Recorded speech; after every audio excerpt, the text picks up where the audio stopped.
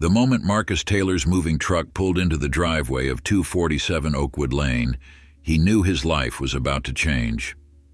After 15 years of apartment living in downtown Chicago, he'd finally saved enough to buy his first home, a charming 3-bedroom colonial in the prestigious Oakwood Estates neighborhood. The sprawling green lawns, manicured hedges, and quiet streets represented everything he'd worked toward since graduating law school. This house wasn't just a purchase, it was a milestone, a testament to years of long hours and careful planning. As Marcus stepped out of his car, the summer sun warming his face, he took a moment to admire the brick facade and black shutters of his new home. At 42, he'd achieved what his parents, who had rented their entire lives, could only dream of. He straightened his glasses and smiled, breathing in the scent of freshly cut grass and possibility. "You must be the new owner," a voice called from across the street. Marcus turned to see a middle-aged white woman with blonde hair cut into a precise bob approaching. She wore white capri pants, a pastel blue blouse, and a smile that didn't quite reach her eyes. Her hands clutched a small wicker basket covered with a checkered cloth. "That's right," Marcus replied, extending his hand. "Marcus Taylor. Just closed on the house last week."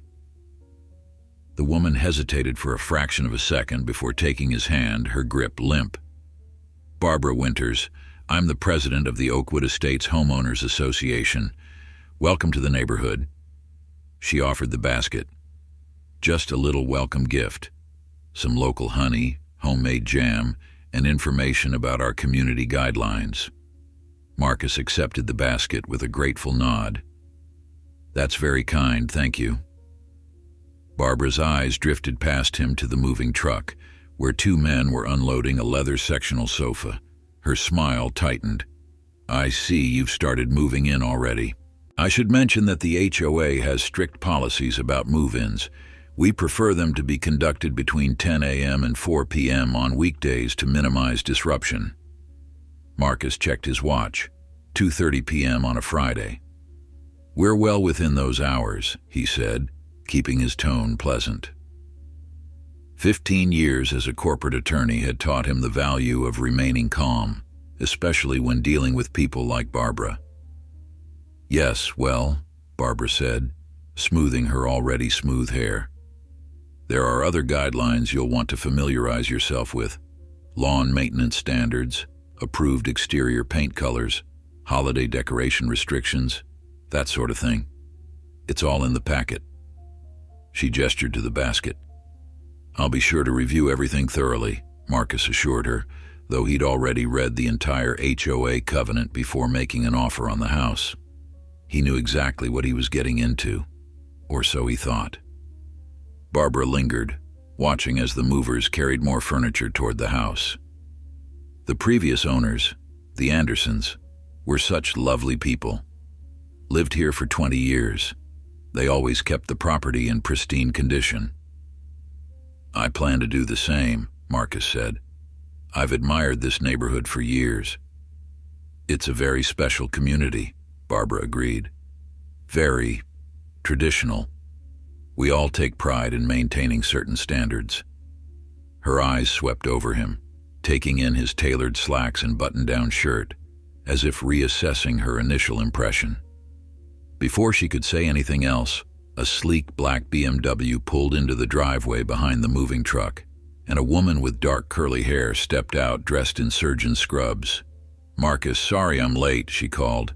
"Surgery ran longer than expected."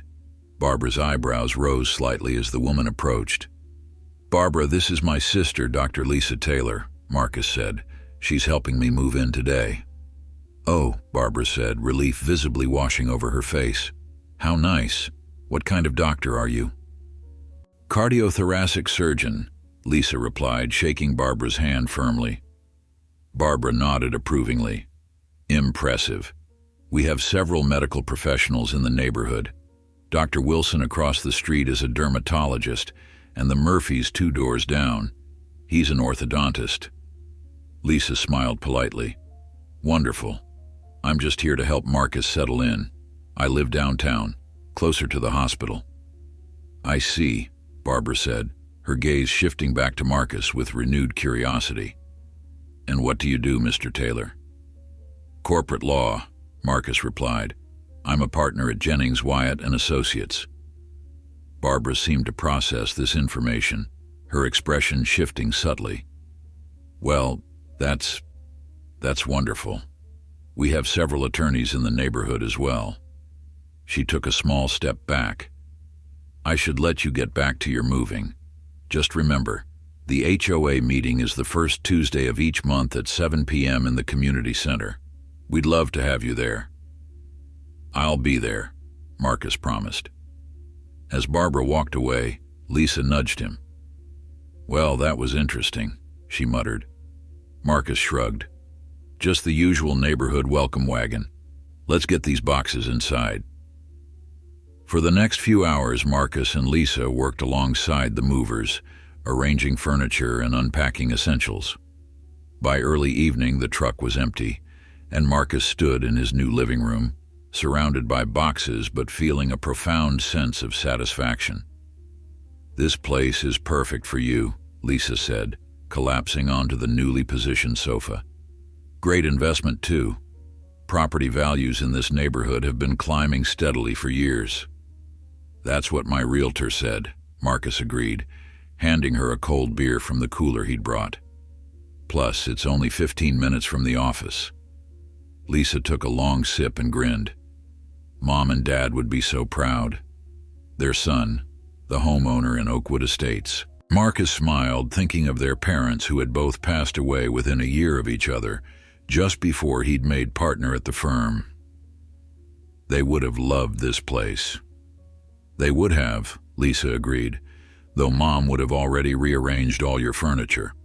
They laughed, the sound echoing slightly in the half-empty room. As the evening settled around them, Marcus felt a deep contentment. This was his home now, the beginning of a new chapter. That feeling lasted exactly 3 days. On Monday morning, Marcus woke early, eager to get to the office for a 9 a.m. client meeting. He showered, dressed in one of his best suits, grabbed his briefcase and headed for the door. But when he stepped outside, he found a silver Mercedes SUV parked directly across his driveway, completely blocking his exit. Marcus stared at the vehicle in disbelief. There was no way he could maneuver his car around it. The SUV was positioned perfectly to prevent any exit.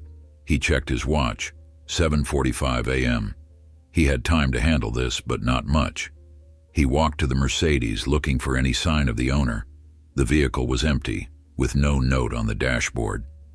Marcus sighed and pulled out his phone, snapping several photos of the SUV and its position across his driveway. Then he looked up and down the street, trying to guess which neighbor might own it. His gaze settled on Barbara Winter's house across the street, where he noticed the curtains in the front window move slightly. Was someone watching him? He considered his options. He could call a tow truck, but that seemed extreme for a first offense. Better to handle this diplomatically. Marcus crossed the street and rang Barbara's doorbell.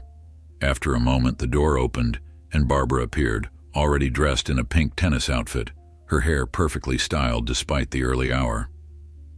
"Good morning, Mr. Taylor," she said, her voice overly cheerful. "Is everything all right?" "Actually, no," Marcus replied calmly.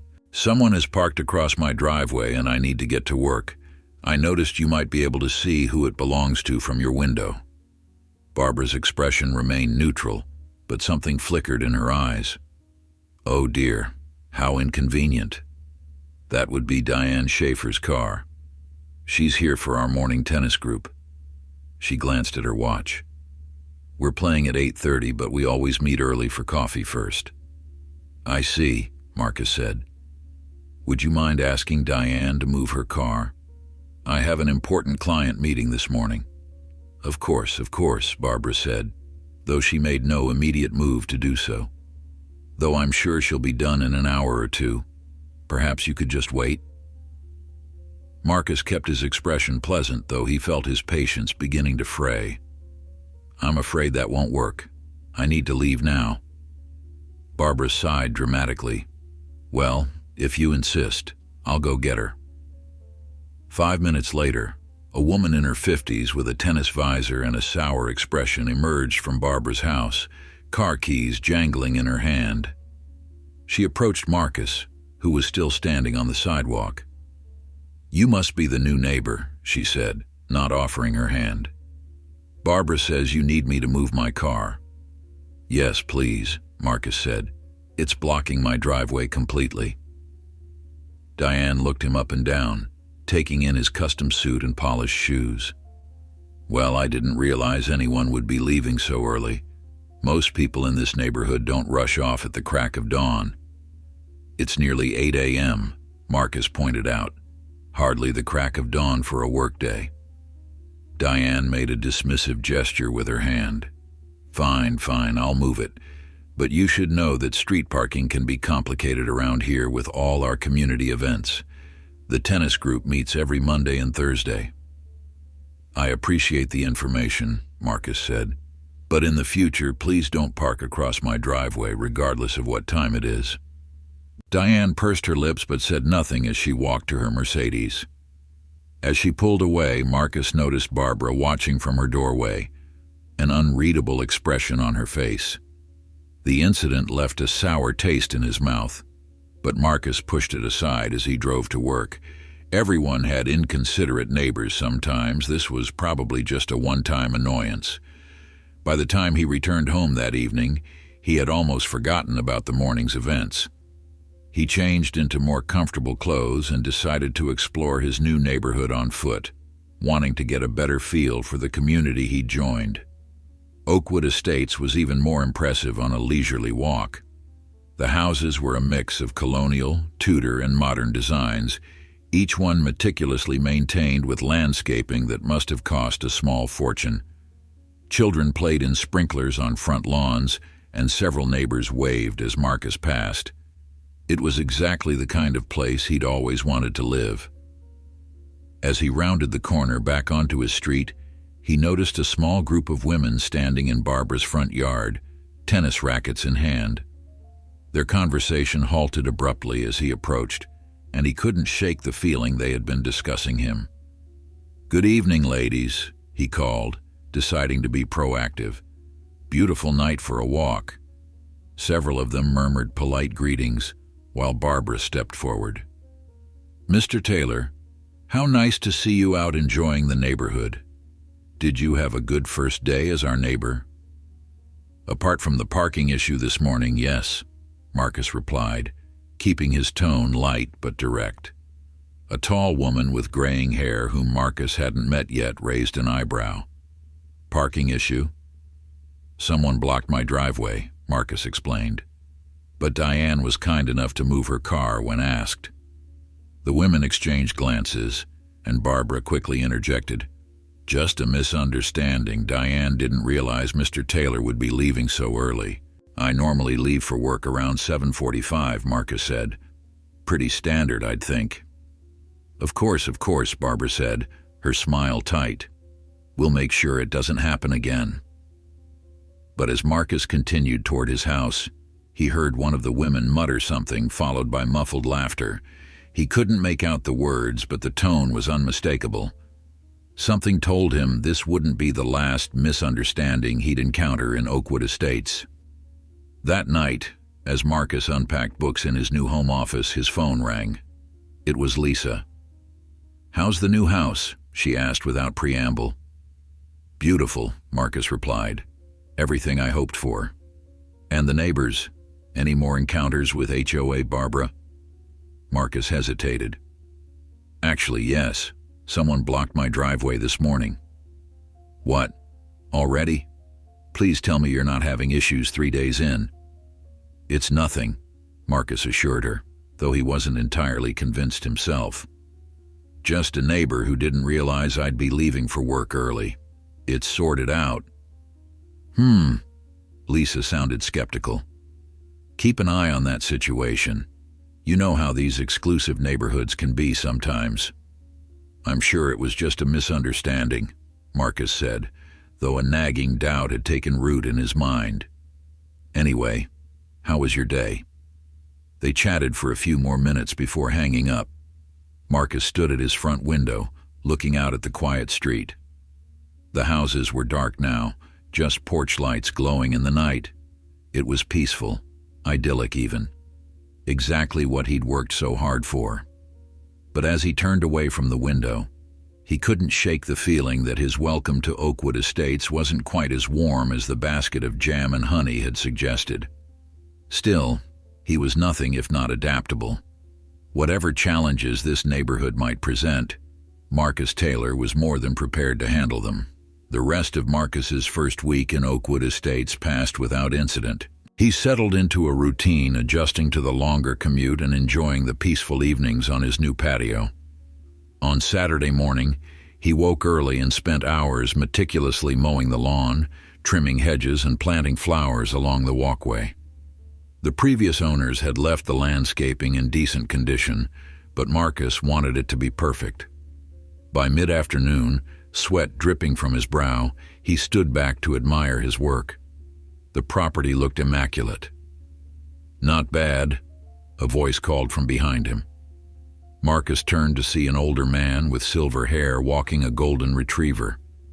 The man stopped at the edge of Marcus's lawn, his dog sitting obediently at his side. "Thanks," Marcus replied, wiping his hands on his jeans before extending one. "Marcus Taylor." "James Harrington," the man said, shaking his hand firmly. "My wife Eleanor and I live 2 doors down, the blue house with the white columns. That's quite an improvement you've made already." Marcus smiled, genuinely pleased by the compliment. "Just trying to keep up with the neighborhood standards." James chuckled. "Well, you're certainly succeeding. I heard you're an attorney?" "Corporate law," Marcus confirmed. "Partner at Jennings, Wyatt and Associates downtown." James nodded appreciatively. "Good firm. I'm retired now, but I spent 40 years as a judge in the circuit court." "Is that right?" Marcus's interest was piqued. "It's an honor to meet you, Your Honor." James waved his hand dismissively. "Just James now. Those days are behind me." He hesitated, then added, "I noticed you had some trouble with Diane's car the other day." So it hadn't gone unnoticed. Marcus kept his expression neutral. "Just a misunderstanding." James's eyes, sharp despite his age, studied Marcus carefully. "Barbara and her tennis friends can be territorial. Not everyone in Oakwood Estates shares their perspective, though." Before Marcus could respond, James's dog gave a gentle tug on the leash. "Looks like Maxwell is ready to move on. Don't be a stranger, Marcus. Eleanor and I host a barbecue every other Sunday. You should join us tomorrow around 4. "I'd like that," Marcus said, genuinely appreciative of the invitation.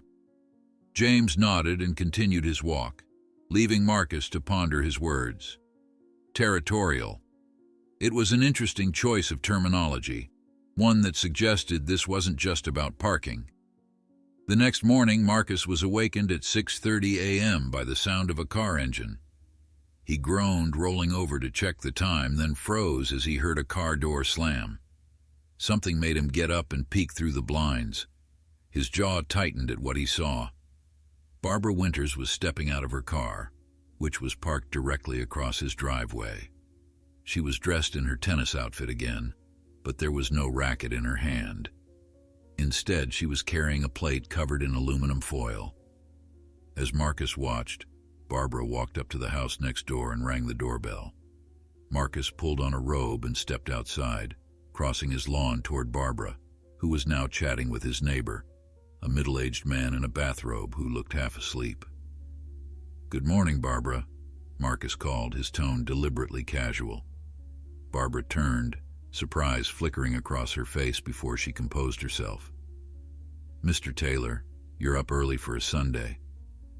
"I could say the same about you," Marcus replied, glancing pointedly at her car, "especially since you're blocking my driveway again."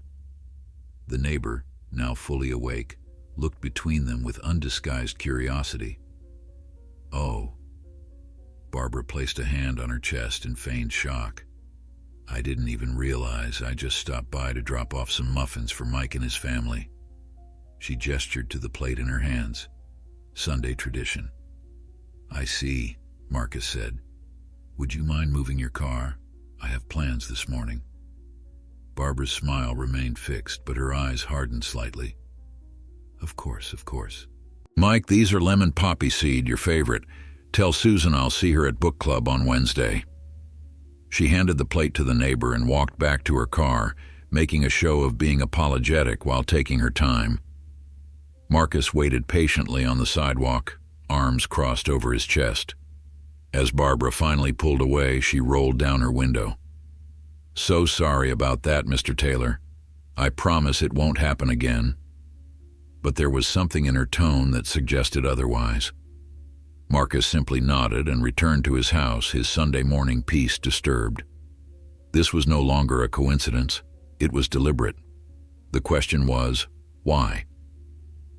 Marcus spent the rest of the morning reviewing some case files, but his mind kept returning to Barbara's behavior. By mid-afternoon, he decided some fresh air might help clear his head. He changed into casual clothes and decided to take James up on his barbecue invitation. The Harrington home was elegant but welcoming, with rocking chairs on the front porch and wind chimes tinkling in the gentle breeze. As Marcus approached, he could smell charcoal and spices, and the sound of laughter drifted from the backyard. He followed a stone path around the side of the house and found himself in a spacious yard where about a dozen people were gathered around tables and a large grill. James spotted him immediately and waved him over. Marcus, glad you could make it. Let me introduce you around. Over the next hour, Marcus met several neighbors, none from Barbara's tennis group, he noticed, who welcomed him warmly. Eleanor Harrington, a gracious woman with kind eyes and a ready laugh, insisted on filling his plate with barbecue and homemade sides. We're so pleased you joined us, she said, handing him a cold beer. James has been talking about you since yesterday. He says you've done wonders with the Anderson property already. Just trying to maintain the standard, Marcus replied. It's a beautiful neighborhood. Eleanor's expression softened. It is, though not without its challenges. I understand you've had some parking issues. Marcus took a sip of his beer, considering his response. Nothing major, just some misunderstandings. A woman about Marcus's age with short auburn hair overheard and joined their conversation. Was it Barbara and her crew? I swear they get worse every year. Megan, Eleanor admonished gently, though without much conviction. Sorry, but it's true, Megan said, turning to Marcus. I'm Megan Patel, by the way. My husband Raj and I live on Cedar Street, just around the corner. She gestured to a man chatting with James by the grill. We moved in 5 years ago, and Barbara made our first year miserable. Constant complaints about our ethnic cooking smells and how our holiday decorations didn't meet HOA standards. Marcus raised an eyebrow. That sounds more than miserable. Megan nodded. It was. But then Raj got elected to the HOA board and suddenly the complaints stopped. She smiled wryly. Amazing how that works. Eleanor sighed. Barbara means well, but she has particular ideas about how things should be in Oakwood Estates. Racist ideas, you mean? Megan said bluntly. Megan? Eleanor looked genuinely shocked. It's true, Eleanor. You know it is, Megan insisted. Look at who she targets. The Patels with our ethnic cooking, the Rodriguezes with their loud family gatherings, the Changs with their non-approved landscaping. And now, she glanced at Marcus meaningfully. And now me, Marcus finished for her, understanding dawning. Eleanor looked uncomfortable but didn't contradict Megan. Instead, she excused herself to check on a side dish, leaving Marcus and Megan alone. I didn't want to say it outright, Megan said, lowering her voice, but you should know what you're dealing with. Barbara's been HOA president for 15 years, and in that time, Oakwood Estates has remained overwhelmingly white, despite the changing demographics of the surrounding areas. Marcus nodded slowly, the pieces falling into place. And she's using parking to make me feel unwelcome. Classic Barbara passive-aggressive tactics, Megan confirmed. She did the same to us, just in different ways. She'll never be openly hostile. That would be too obvious. Instead, it's death by 1,000 cuts. Parking violations, noise complaints, landscaping citations. I see, Marcus said, taking another sip of his beer. Well, I appreciate the heads up. Megan studied him for a moment. You don't seem particularly surprised. Marcus gave a small, humorless smile. I've dealt with people like Barbara my entire career. Sometimes they're opposing counsel. Sometimes they're difficult clients. Sometimes they're judges who've already made up their minds before I open my mouth. I know the type. So what will you do? Megan asked. Before Marcus could answer, James approached with Raj. I see you've met our resident rabble-rouser, James said good-naturedly, nodding toward Megan. Someone has to tell it like it is, Megan replied with a grin. Raj, a tall man with an easy smile, shook Marcus's hand. Whatever my wife's been telling you, it's all true, especially the parts about me being brilliant and handsome. The tension broke as they all laughed, and the conversation shifted to lighter topics. By the time Marcus left the barbecue a few hours later, he had made several new friends and gathered valuable intelligence about the neighborhood dynamics. Most importantly, he knew he wasn't alone in his assessment of Barbara Winters. Monday morning arrived clear and sunny. Marcus woke early, half expecting to find his driveway blocked again. To his surprise, the street was clear. He got ready for work, enjoyed a quick breakfast on his patio, and was just about to leave when his doorbell rang. Marcus opened the door to find a young man in a uniform holding a clipboard. Mr. Taylor, I'm from the Oakwood Estates HOA Compliance Office. We've received a complaint about your property. Marcus blinked in surprise. A complaint? I just moved in last week. The young man looked uncomfortable. Yes, sir. According to the report, your front garden doesn't comply with the approved plant list for the neighborhood, specifically the hydrangeas you planted along the walkway. The hydrangeas? Marcus repeated, incredulous. They're exactly the same as the ones at the Peterson house 3 doors down. I'm just delivering the notice, sir, the young man said, handing Marcus a form. You have 14 days to replace them with approved varieties or face a fine of $150. Marcus took the paper, scanning it quickly. Sure enough, someone, he had a pretty good idea who, had filed a formal complaint about his hydrangeas less than 48 hours after he'd planted them. Is there an appeals process? Marcus asked. Yes, sir. The information is on the back of the form. You can present your case at the next HOA meeting, first Tuesday of the month. Marcus nodded, thanked the young man, and closed the door. He leaned against it for a moment, the notice still in his hand. So this was Barbara's next move. The parking hadn't worked, so now she was escalating to official HOA harassment. As he drove to work, Marcus's initial annoyance gave way to determination. If Barbara thought she could drive him out with petty complaints and bureaucratic bullying, she was sorely mistaken.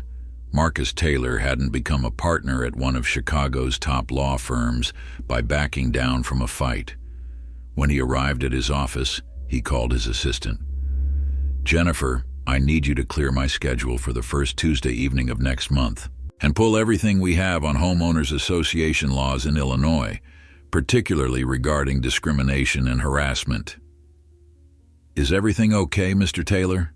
Jennifer asked, concern evident in her voice. Marcus smiled grimly.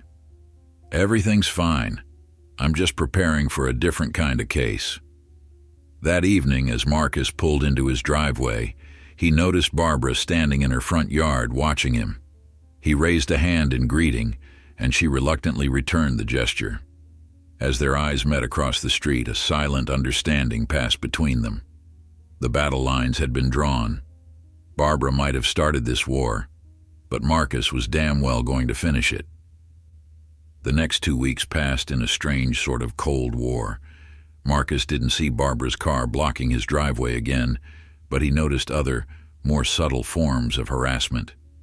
His mailbox was mysteriously knocked over one night. He received 3 separate notices about minor HOA violations, one for leaving his garbage can visible from the street. It had been behind a hedge. Another for excessive water usage on his lawn, despite following the exact schedule recommended by the landscaper, and a third for a bird feeder that supposedly attracted nuisance wildlife. Each time, Marcus documented the complaint with photographs, notes, and timestamps. He was building a file, carefully constructing a case that would be impossible to dismiss as coincidence or normal HOA operations.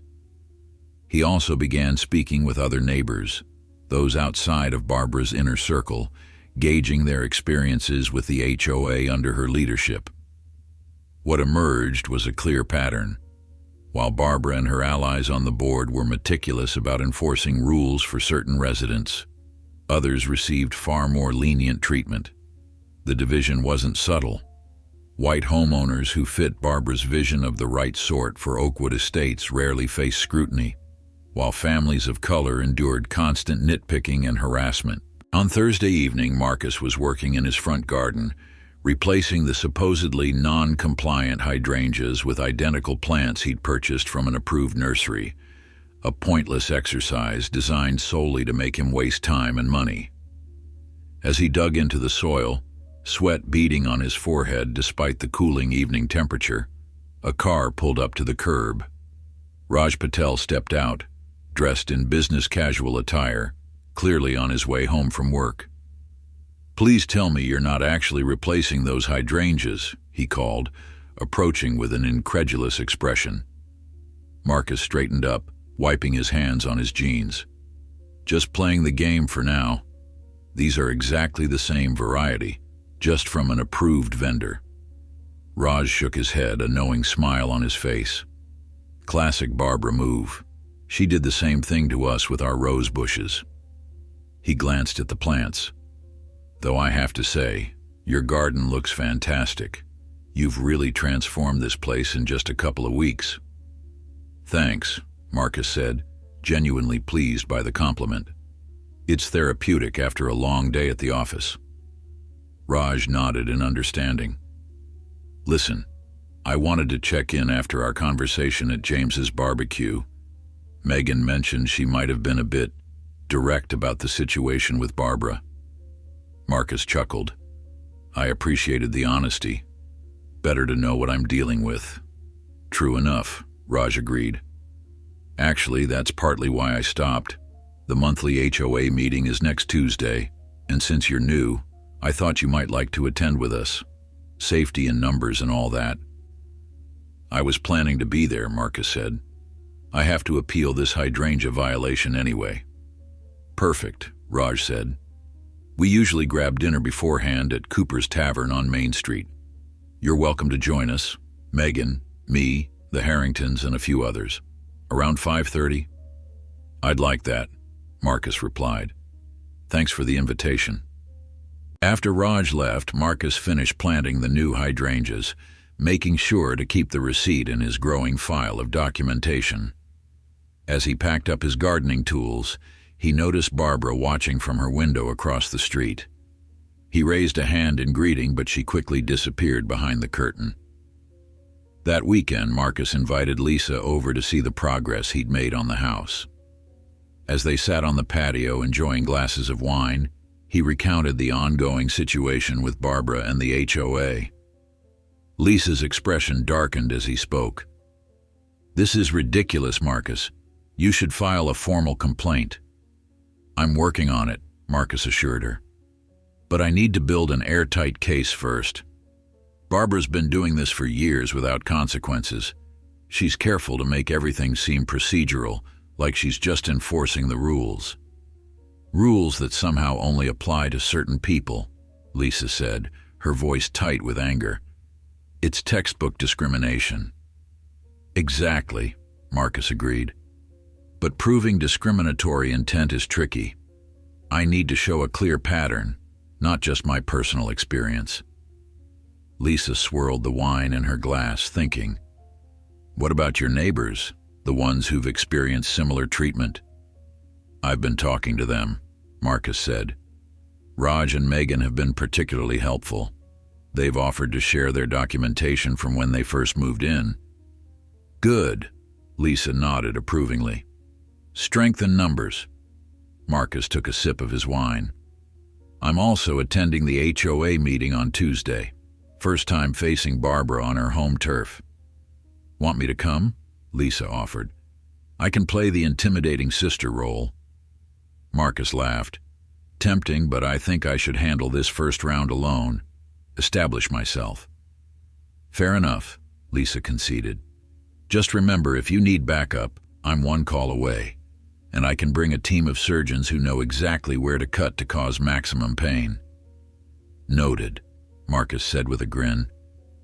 "Though I'm hoping it won't come to surgical intervention." Tuesday evening arrived, and Marcus met Raj, Megan, the Harringtons, and 3 other couples at Cooper's Tavern. The restaurant was cozy and welcoming, with dark wood paneling and soft lighting. As they settled around a large table, Marcus was introduced to the others, David and Michael Chen, who owned a successful interior design firm, Carmen and Julio Rodriguez, both teachers at the local high school, and Aisha Washington, a widow who had lived in Oakwood Estates for over 20 years. "So you're the new thorn in Barbara's side," Aisha said with a twinkle in her eye. "Good. She needs someone to challenge her." "I'm not looking for conflict," Marcus clarified. "I just want to be treated fairly." Aisha patted his hand. "Honey, asking Barbara Winters for fair treatment is conflict enough." The group shared knowing laughs, and as dinner progressed, Marcus learned more about the neighborhood dynamics. Barbara had been HOA president for 15 years, running unopposed most of that time. She had a core group of supporters, mostly original homeowners from when the development was built, who voted as a block on all issues. "The problem," James explained between bites of his steak, "is that most residents don't bother with HOA meetings unless they have a specific complaint. Barbara and her friends show up religiously, so they control everything." "That's changing, though," Raj pointed out. "More of us have been attending regularly, challenging the status quo." "Which is why Barbara's getting more aggressive," Megan added. "She feels her control slipping." By the time they arrived at the community center for the meeting, Marcus had a much clearer picture of what he was walking into. The room was set up with rows of chairs facing a long table at the front, where Barbara and 4 other board members sat shuffling papers importantly. Marcus and his dinner companions took seats near the front, a united group that drew Barbara's attention immediately. Her eyes narrowed slightly when she spotted Marcus, but her public smile remained fixed in place. At precisely 7 p.m., Barbara called the meeting to order. "Welcome, everyone, to the August meeting of the Oakwood Estates Homeowners Association. We have several items on the agenda tonight, including budget approval for fall landscaping, discussion of the community pool closing schedule, and 3 homeowner appeals." The first part of the meeting proceeded with mind-numbing tedium, detailed financial reports, committee updates, and lengthy debates about the merits of various pool maintenance companies. Marcus listened attentively, noting how Barbara controlled the flow of discussion, subtly cutting off certain residents while giving others ample time to speak. Finally, they reached the appeals portion of the meeting. 2 homeowners presented their cases before Marcus, one requesting permission for a non-standard fence design and another appealing a fine for holiday decorations left up too long. Barbara and the board rejected the first appeal and reduced the fine for the second by 50%, a seemingly magnanimous gesture that still upheld the violation. Next, we have Mr. Marcus Taylor appealing a violation notice regarding non-approved plantings, Barbara announced, shuffling her papers. "Mr. Taylor, you have 3 minutes to present your case." Marcus stood, straightening his tie as he approached the podium. He'd come directly from work, still dressed in his full attorney regalia, charcoal suit, blue tie, polished shoes. It was a deliberate choice. He wanted the board to see him as a professional, not just another frustrated homeowner. "Thank you, Ms. Winters," Marcus began, his voice calm and measured. "I'm appealing the violation regarding the hydrangeas I planted along my front walkway. The notice stated that these plants are not on the approved list for Oakwood Estates." He placed a photograph on the document camera, projecting it onto the screen behind the board. "These are the hydrangeas in question, planted on August 14th. Then he placed a second photograph beside it. "And these are the identical hydrangeas at 263 Oakwood Lane, the Peterson residence, which have been in place for over 5 years without violation." A murmur rippled through the audience. Barbara's smile tightened. "Mr. Taylor, the Petersons' landscaping was grandfathered in before the current guidelines were established." "I anticipated that response," Marcus said smoothly, placing a third document on the camera. "This is the HOA plant guideline from 2017, which lists Hydrangea macrophylla as an approved species. The current guideline, updated in 2022, still lists this species as approved." He looked directly at Barbara. "So my question is simple. Why were my hydrangeas, which are the approved species, cited for violation when identical plants throughout the neighborhood are not?" Barbara's jaw tightened almost imperceptibly. "The issue isn't the species, Mr. Taylor, it's the specific variety and placement." "Is that so?" Marcus asked, his tone innocently curious.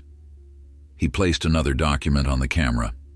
"Because the violation notice specifically states, and I quote, 'non-approved plant species in front garden area.' There's no mention of variety or placement." The other board members shifted uncomfortably. One of them, a balding man with glasses, leaned over to whisper something to Barbara, who waved him off impatiently. "Furthermore," Marcus continued, "I've since replaced these plants with identical hydrangeas purchased from Green Valley Nursery, which is on your list of approved vendors. I have the receipt here." He held up the paper. "So even if there was a legitimate violation, which I dispute, it has been remedied." Barbara cleared her throat.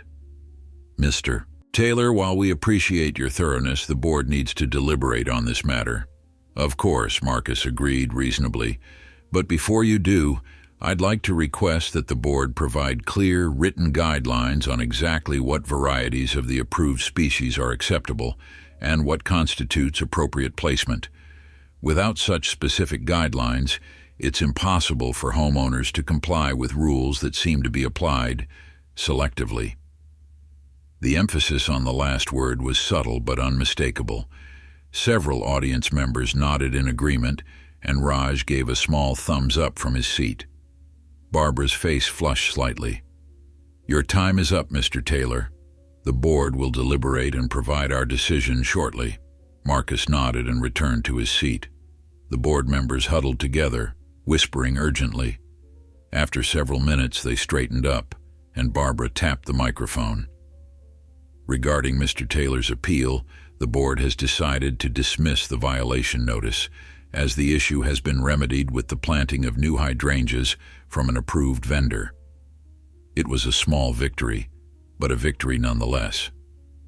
As the meeting concluded, several residents approached Marcus to introduce themselves, including a few he hadn't met before. Barbara watched from across the room, her expression calculating. As Marcus was leaving, James fell into step beside him. "Well done in there," the retired judge said quietly. "But be careful. Barbara doesn't like to lose, especially not publicly." "I'm counting on it," Marcus replied with a small smile. "Some people show their true colors when they're backed into a corner." James studied him thoughtfully. "You're not just defending your hydrangeas, are you?" "Let's just say I believe in holding people accountable," Marcus said, "especially those who abuse their authority." As Marcus drove home that night, he felt a quiet satisfaction. Round one had gone to him, but he harbored no illusions that Barbara would back down. If anything, she would escalate.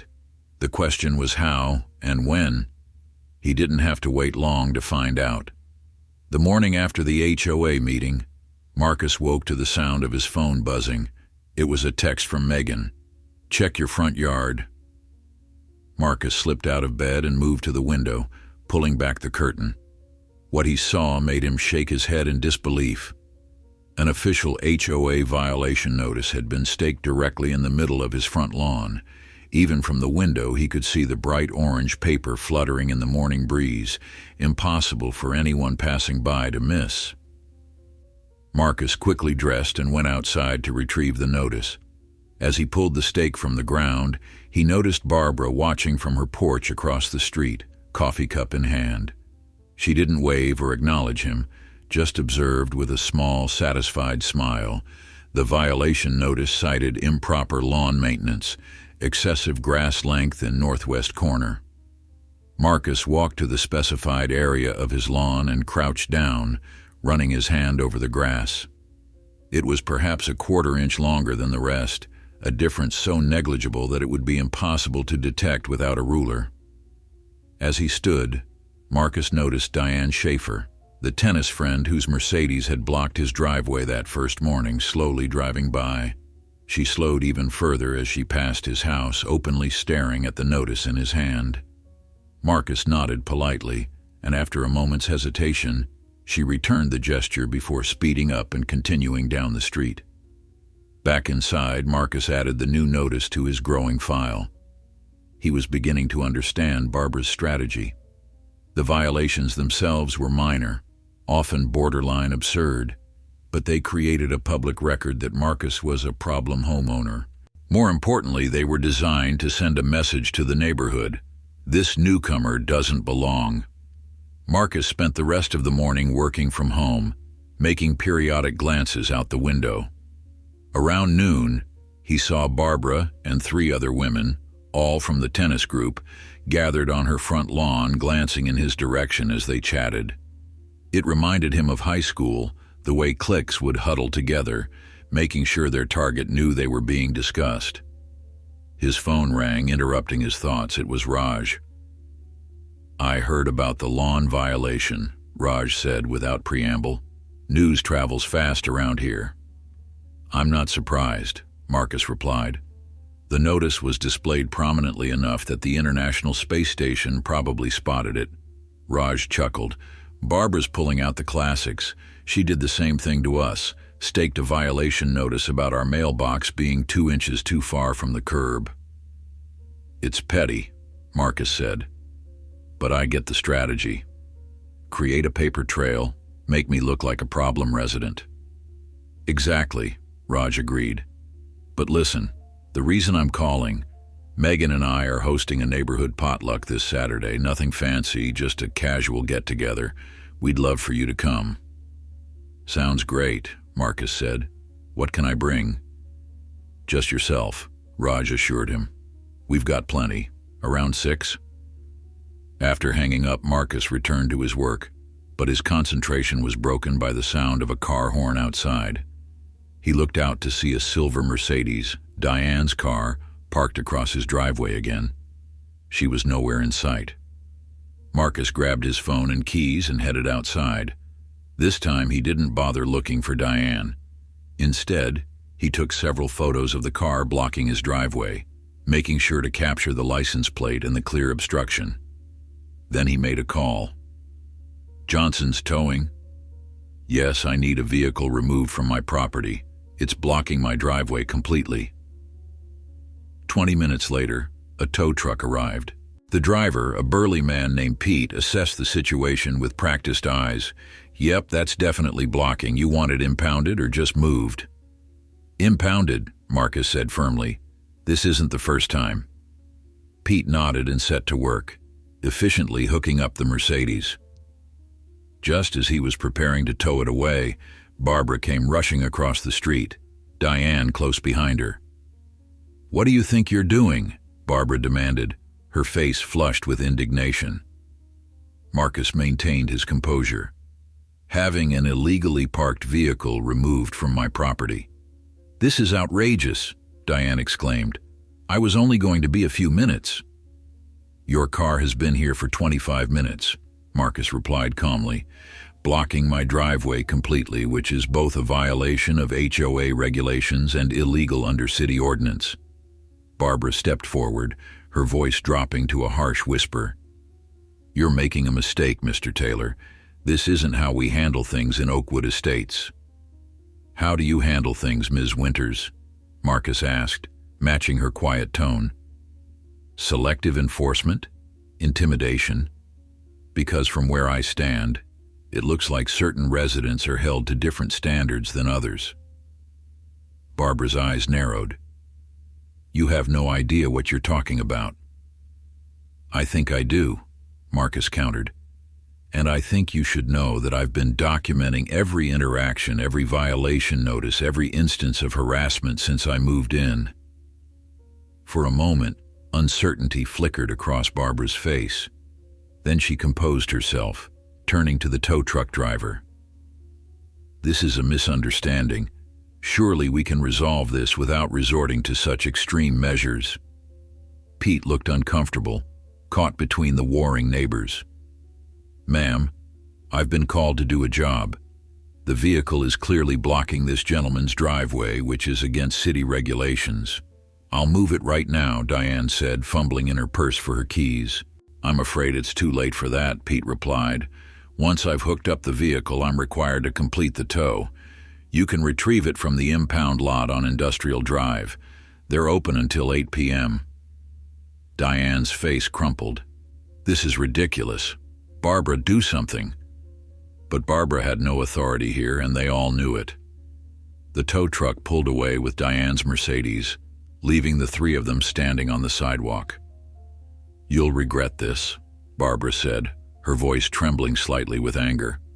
Marcus met her gaze steadily. "No, Ms. Winters, I don't think I will. What I regret is that it came to this. But you should know that I won't be intimidated, and I won't be driven out of my home by petty harassment." He turned and walked back to his house, leaving Barbara and Diane standing on the sidewalk. As he closed his front door, he heard Diane's voice, shrill with indignation. "Can you believe the nerve? After everything we've done to maintain standards in this neighborhood." Marcus allowed himself a small smile. The first boundary had been drawn. Now it was Barbara's move. That evening his doorbell rang. Marcus opened it to find James Harrington standing on his porch, a bottle of whiskey in hand. "I heard about the towing incident," James said. "Thought you might need this." Marcus chuckled and stepped aside to let him in. "News really does travel fast around here." "Small neighborhoods are worse than small towns," James replied, following Marcus to the kitchen. "Diane's been calling everyone who'll listen, painting herself as the victim of your vindictive overreaction." Marcus retrieved 2 glasses from a cabinet. "And what's the verdict among the neighbors?" James shrugged as he poured a finger of whiskey into each glass. "Mixed. Barbara's old guard is predictably outraged, but others—" He paused, a smile tugging at the corners of his mouth. "Let's just say there's a certain satisfaction in seeing Barbara's tactics turned against her for once." They clinked glasses and each took a sip. The whiskey was smooth, warming Marcus from the inside out. "You know this isn't over," James said, his expression growing serious. "If anything, Barbara will double down now." "I'm counting on it," Marcus replied. "The more blatant her behavior becomes, the stronger my case." James studied him thoughtfully. "You're building more than a case against a few parking violations, aren't you?" Marcus nodded. "I'm documenting a pattern of discriminatory enforcement that appears to target homeowners based on race. If it continues, I'll have grounds for a formal complaint to the Department of Housing and Urban Development. Housing discrimination is a federal offense." James let out a low whistle. "You're playing the long game." "I've spent my career dealing with corporate bullies who think their power makes them untouchable," Marcus said. "Barbara Winters is just another variant." "Well," James raised his glass again, "to standing your ground." Saturday evening arrived and Marcus made his way to Raj and Megan's home for the potluck. Despite his insistence that he didn't need to bring anything, he'd stopped by a local bakery and picked up an assortment of desserts. The Patel's backyard was already filled with neighbors when he arrived. Marcus recognized most of them from the HOA meeting and James's barbecue. Noticeably absent were Barbara and her inner circle. "Marcus," Megan called, waving him over to a group gathered near the grill. "Everyone, this is Marcus Taylor, the man who had Diane Schaefer's car towed." There were chuckles and a few approving nods. Marcus smiled ruefully. "I see my reputation precedes me." "In the best way," Carmen Rodriguez assured him. "Diane's been parking wherever she pleases for years. It's about time someone called her on it." The conversation flowed easily after that, with neighbors sharing their own stories of run-ins with Barbara's enforcement regime. Marcus listened more than he spoke, mentally noting details that might strengthen his case. As the evening progressed, he found himself chatting with Aisha Washington, the widow he'd met at dinner before the HOA meeting. "You know," Aisha said, sipping her iced tea, "I've lived in Oakwood Estates for over 20 years. I was one of the first black families to move in." "That couldn't have been easy," Marcus remarked. Aisha smiled wryly. "It wasn't. But my late husband Robert was a civil rights attorney. He didn't back down from a fight." "Sounds like someone I would have respected," Marcus said. "He would have liked you," Aisha replied, "especially what you did with Diane's car. Robert used to say that sometimes you have to make a scene to make a point."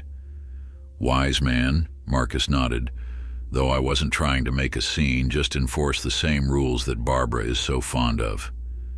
Aisha patted his arm. "That's exactly the right approach. Use their own rule book against them. Barbara's power has always come from her selective enforcement. She ignores violations from her friends while scrutinizing every move from those she deems undesirable." "Has anyone ever challenged her leadership?" Marcus asked. "Run against her for HOA president?" "A few have tried," Aisha said, "but Barbara's network is strong. She gets her people to show up and vote, while many homeowners don't bother with HOA politics until it affects them directly." As the evening wound down, Raj gathered everyone in a circle. "Thanks for coming, everyone. It's important that we continue to build community, especially in times of tension." He glanced at Marcus with a small smile. "Oakwood Estates belongs to all of us, not just those who've been here the longest or shout the loudest." There were murmurs of agreement and a spontaneous round of applause. As the guests began to depart, Raj pulled Marcus aside. "Just a heads up, Barbara's called an emergency HOA board meeting for Monday evening. Word is she's proposing new regulations about parking and towing."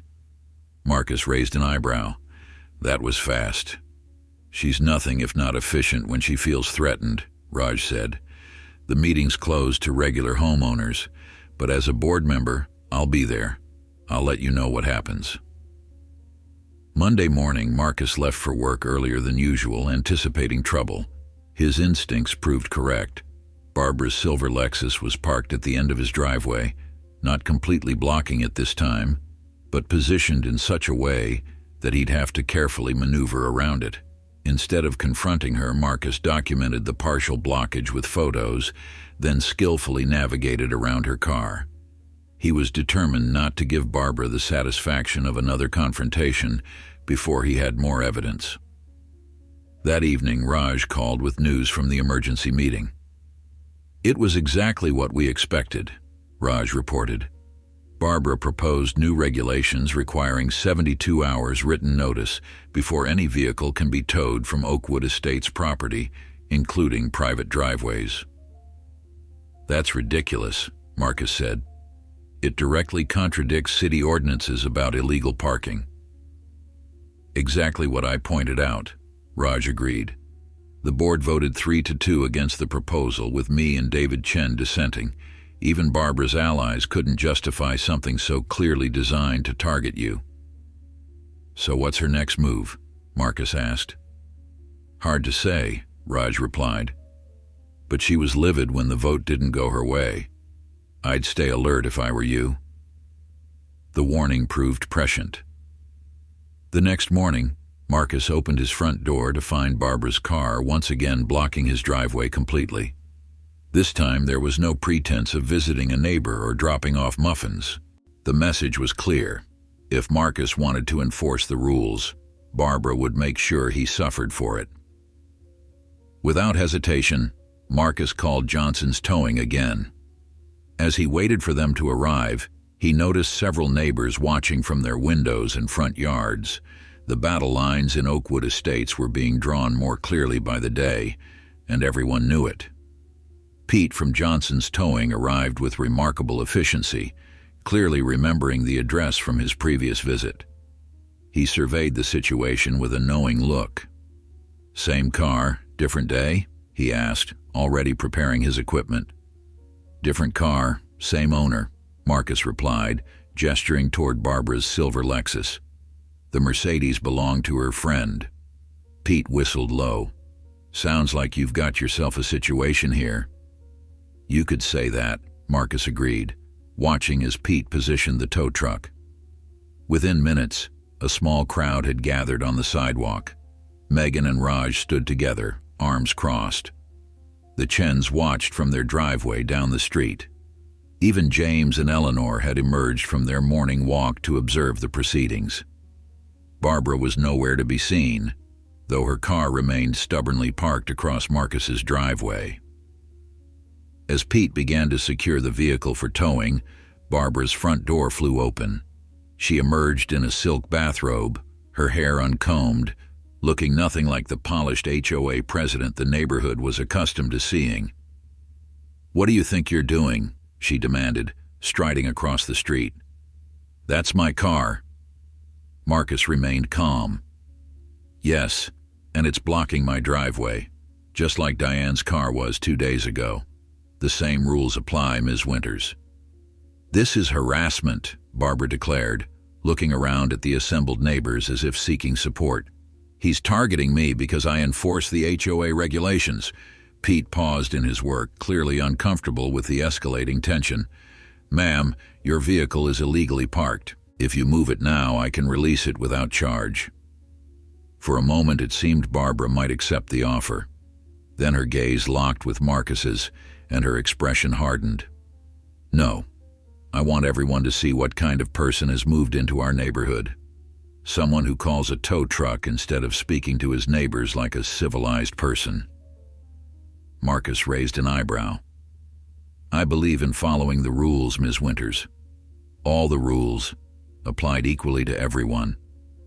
Isn't that what you've always advocated?" Several neighbors shifted uncomfortably. Barbara's face flushed deep red. "This isn't over," she hissed, then turned and stalked back to her house, slamming the door behind her. Pete finished securing the vehicle and looked to Marcus for confirmation. "Still want me to tow it?" Marcus nodded. "Please proceed."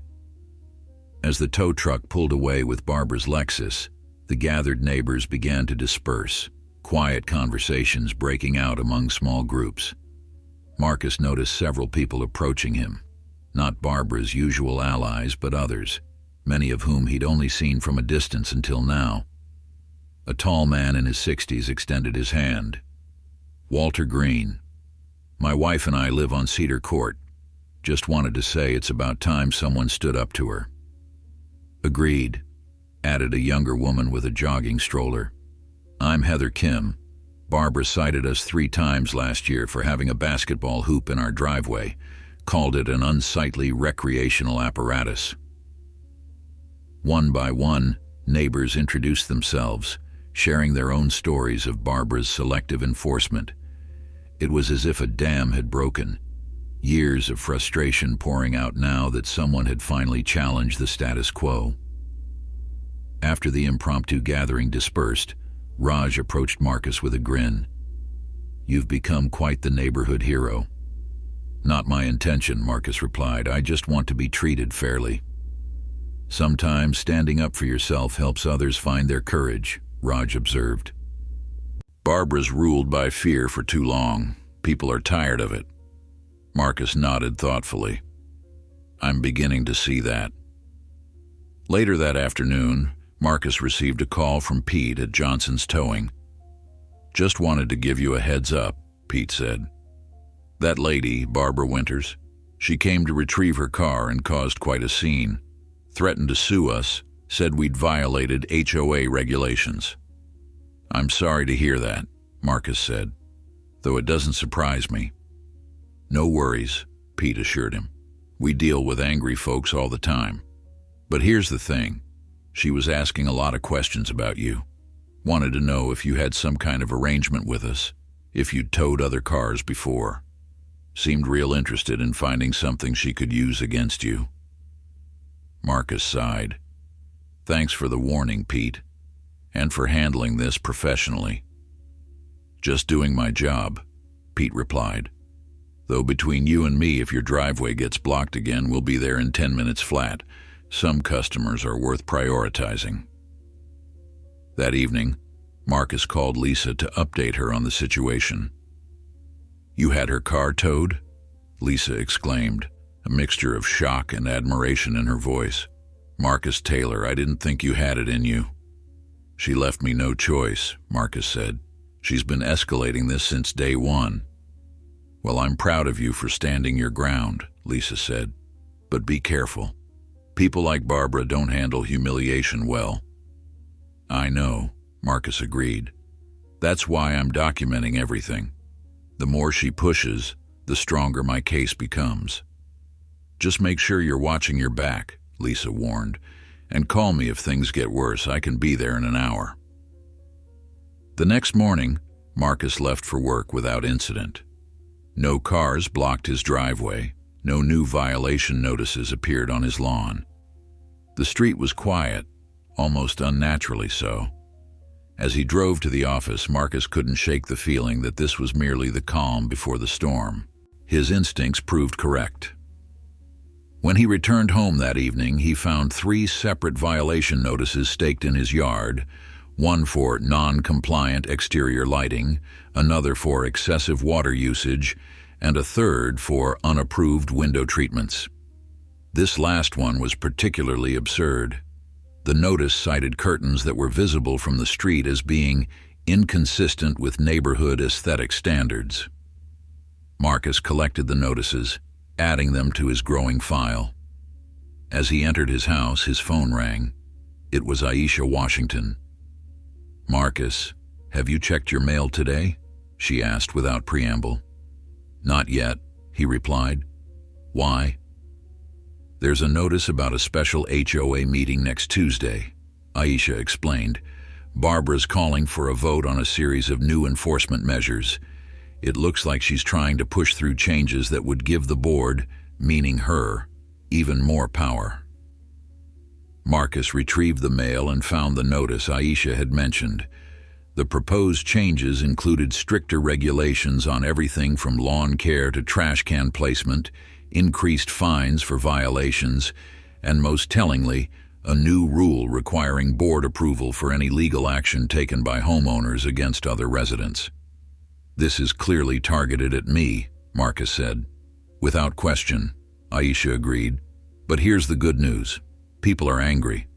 Barbara's heavy-handedness has been building for years, and your situation has brought it into the open. Raj has been calling everyone he knows, asking them to show up for this meeting." "Good," Marcus said. "It's time for the full neighborhood to weigh in on how they want to be governed." Over the next few days, Marcus noticed a subtle shift in the neighborhood dynamics. Barbara remained conspicuously absent, though her allies were seen going door to door, presumably lobbying for support at the upcoming meeting. Meanwhile, Raj, Megan, and others were equally active, stopping by homes and engaging neighbors in lengthy conversations.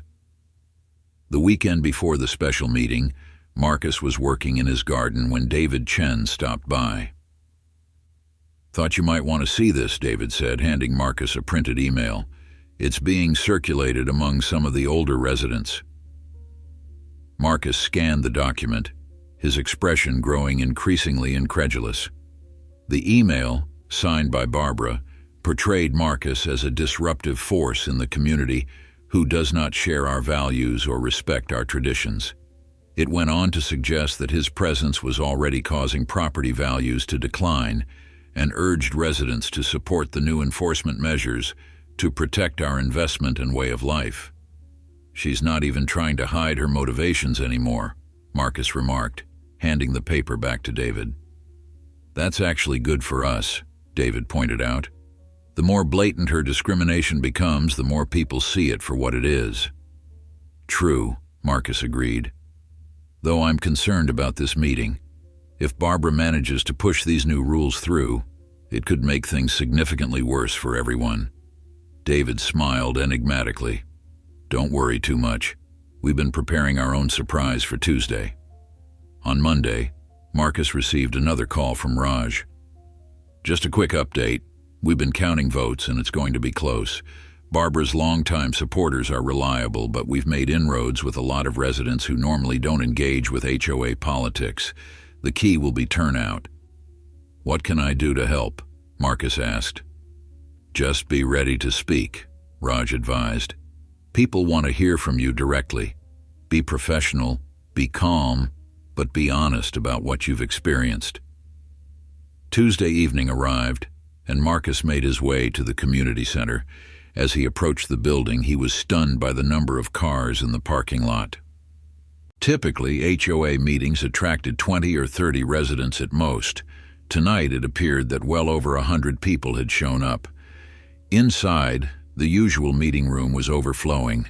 Extra chairs had been brought in, and people stood along the walls. Barbara sat at the center of the board table, looking simultaneously pleased by the turnout and wary of the unusual crowd. Marcus found a seat near the front next to Megan and Raj. They exchanged knowing looks, but said nothing, waiting for the meeting to begin. At precisely 7 p.m., Barbara called the meeting to order. Welcome everyone to this special session of the Oakwood Estates Homeowners Association. We have one main item on tonight's agenda, voting on the proposed enforcement measures that were distributed last week. She paused, scanning the room. Before we proceed to the vote, I'd like to take a moment to explain why these measures are necessary. Our community has always prided itself on maintaining certain standards that protect our property values and quality of life. Recently, these standards have been challenged by individuals who seem to believe the rules don't apply to them. Her gaze settled pointedly on Marcus. When one resident feels entitled to disregard our established procedures, it threatens the harmony and cohesion of our entire community. Murmurs rippled through the crowd. Barbara continued, her voice growing more impassioned. The proposed measures simply strengthen our ability to maintain the character of Oakwood Estates that we all value so deeply. I urge everyone to vote in favor of these common-sense protections. She placed her papers down with finality. Now, before we move to the vote, does anyone wish to speak on this matter? Several hands shot up. Barbara seemed momentarily taken aback by the number of people wanting to participate.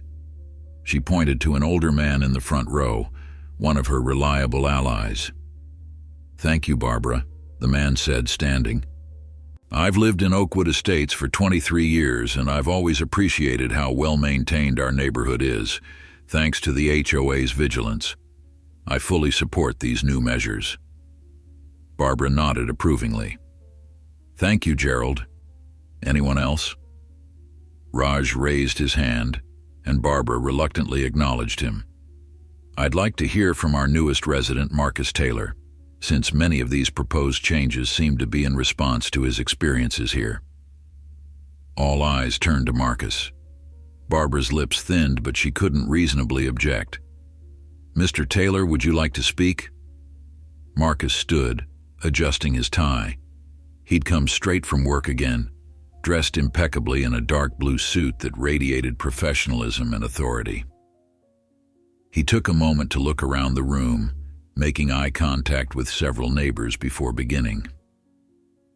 "Thank you for the opportunity to address this gathering," he said, his voice measured and clear. "I moved to Oakwood Estates because I valued what this community appeared to offer: beautiful homes, well-maintained public spaces, and neighbors who take pride in their property. What I didn't expect was to encounter a system of selective enforcement that seems designed to make certain residents feel unwelcome." The room was completely silent now, all attention focused on Marcus as he continued. "In the 6 weeks since I moved in, I've received 9 violation notices for issues that are either non-existent, trivial, or inconsistently enforced. I've had my driveway blocked multiple times. I've been the subject of gossip and false accusations. And now, I find myself specifically targeted by proposed rule changes that would essentially penalize me for defending my right to equal treatment." He paused, letting his words sink in. "I have to ask, is this really the community you want to live in? One where rules are weapons rather than protections? Where certain residents are scrutinized while others are overlooked? Where standing up for fair treatment is considered disruptive?" Barbara interjected, her voice sharp. "Mr. Taylor, you're mischaracterizing the situation entirely. The HOA has always—" "Let him finish," came a call from the back of the room. Others voiced their agreement, and Barbara reluctantly fell silent. Marcus nodded in appreciation. "I'm not against rules or standards. I believe in both. What I oppose is the unequal application of those standards based on who you are, who your friends are, or how long you've lived here. That's not governance, it's discrimination. And I think many of you have experienced it yourselves." He looked directly at Barbara. "Before you vote tonight, I urge you to consider what kind of community you truly want Oakwood Estates to be. Thank you." As Marcus sat down, the room erupted in applause. Barbara banged her gavel repeatedly, trying to restore order. "That's quite enough. We will now proceed to the vote on the proposed measures." But before she could continue, Raj stood again. "Actually, Madam President, I believe we have another item to address first." Barbara frowned. "There's nothing else on the agenda, Mr. Patel." "According to the HOA bylaws, Article 4, Section 3, Raj said, reading from a document, "members may propose amendments to the agenda at any meeting, provided they have the support of at least 20% of the homeowners present." He looked up, smiling.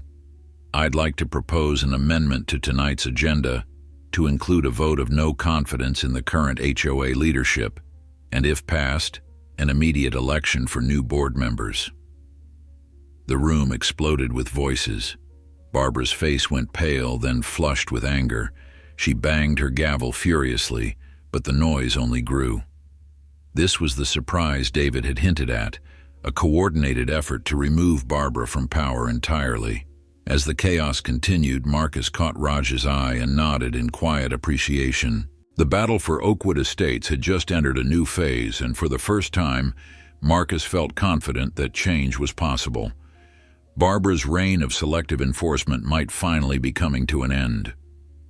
Barbara slammed her gavel repeatedly, the sharp cracks barely audible over the commotion in the room. "Order! I will have order in this meeting." Gradually, the noise subsided, though the tension remained palpable. Barbara glared at Raj, her composure visibly fracturing around the edges.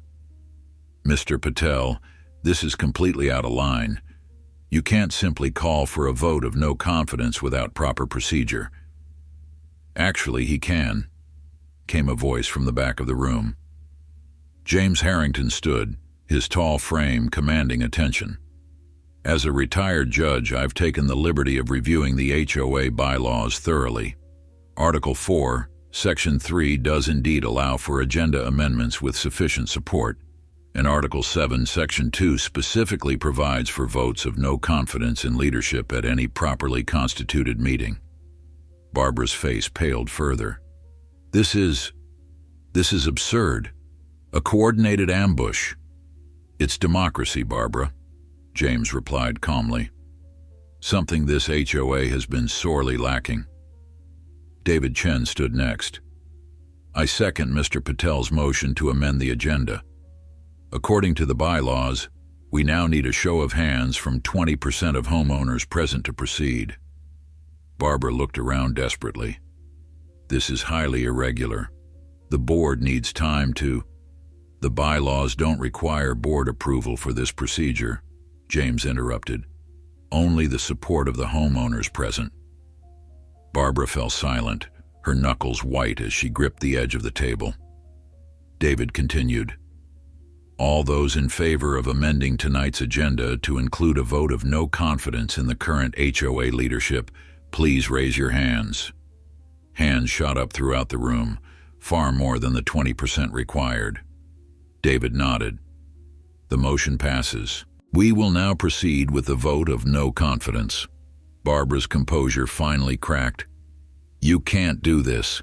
I've led this HOA for 15 years.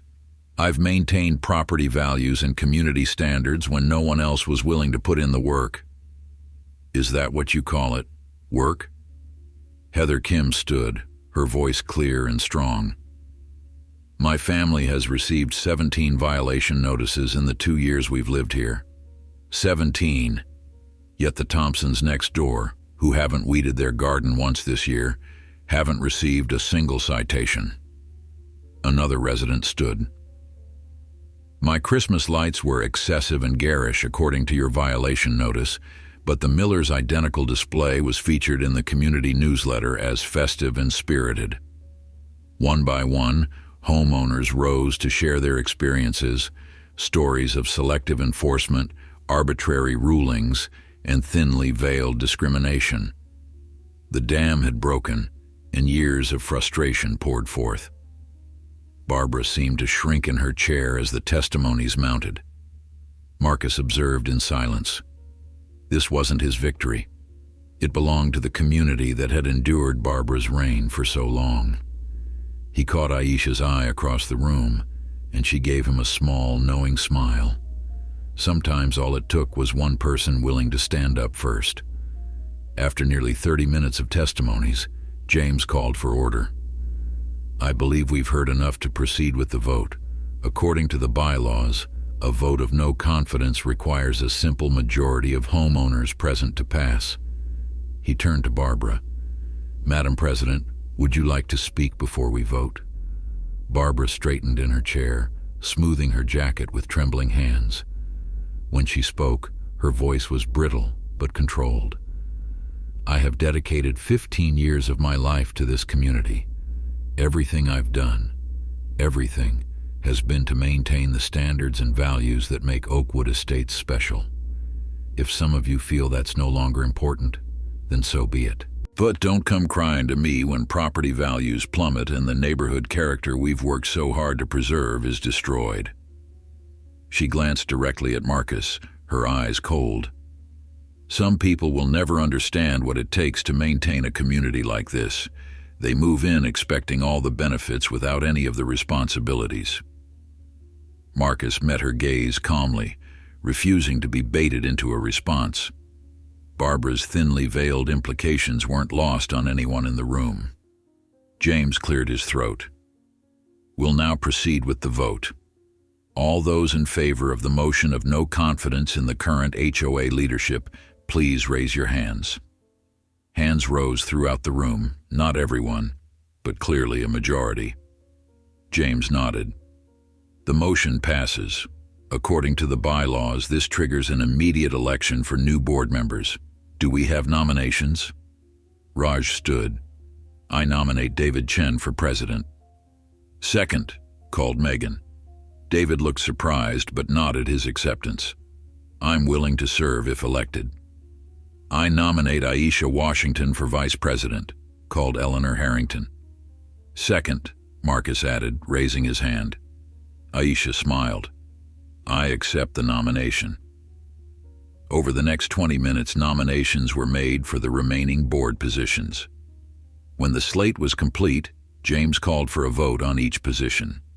One by one, new board members were elected, with David and Aisha assuming the leadership roles.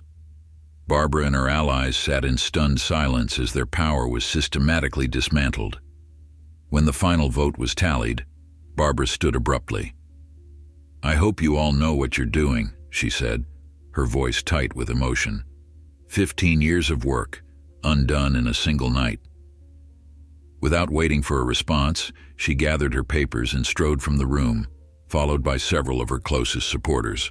A murmur of conversation swept through the remaining attendees as David took his place at the center of the table.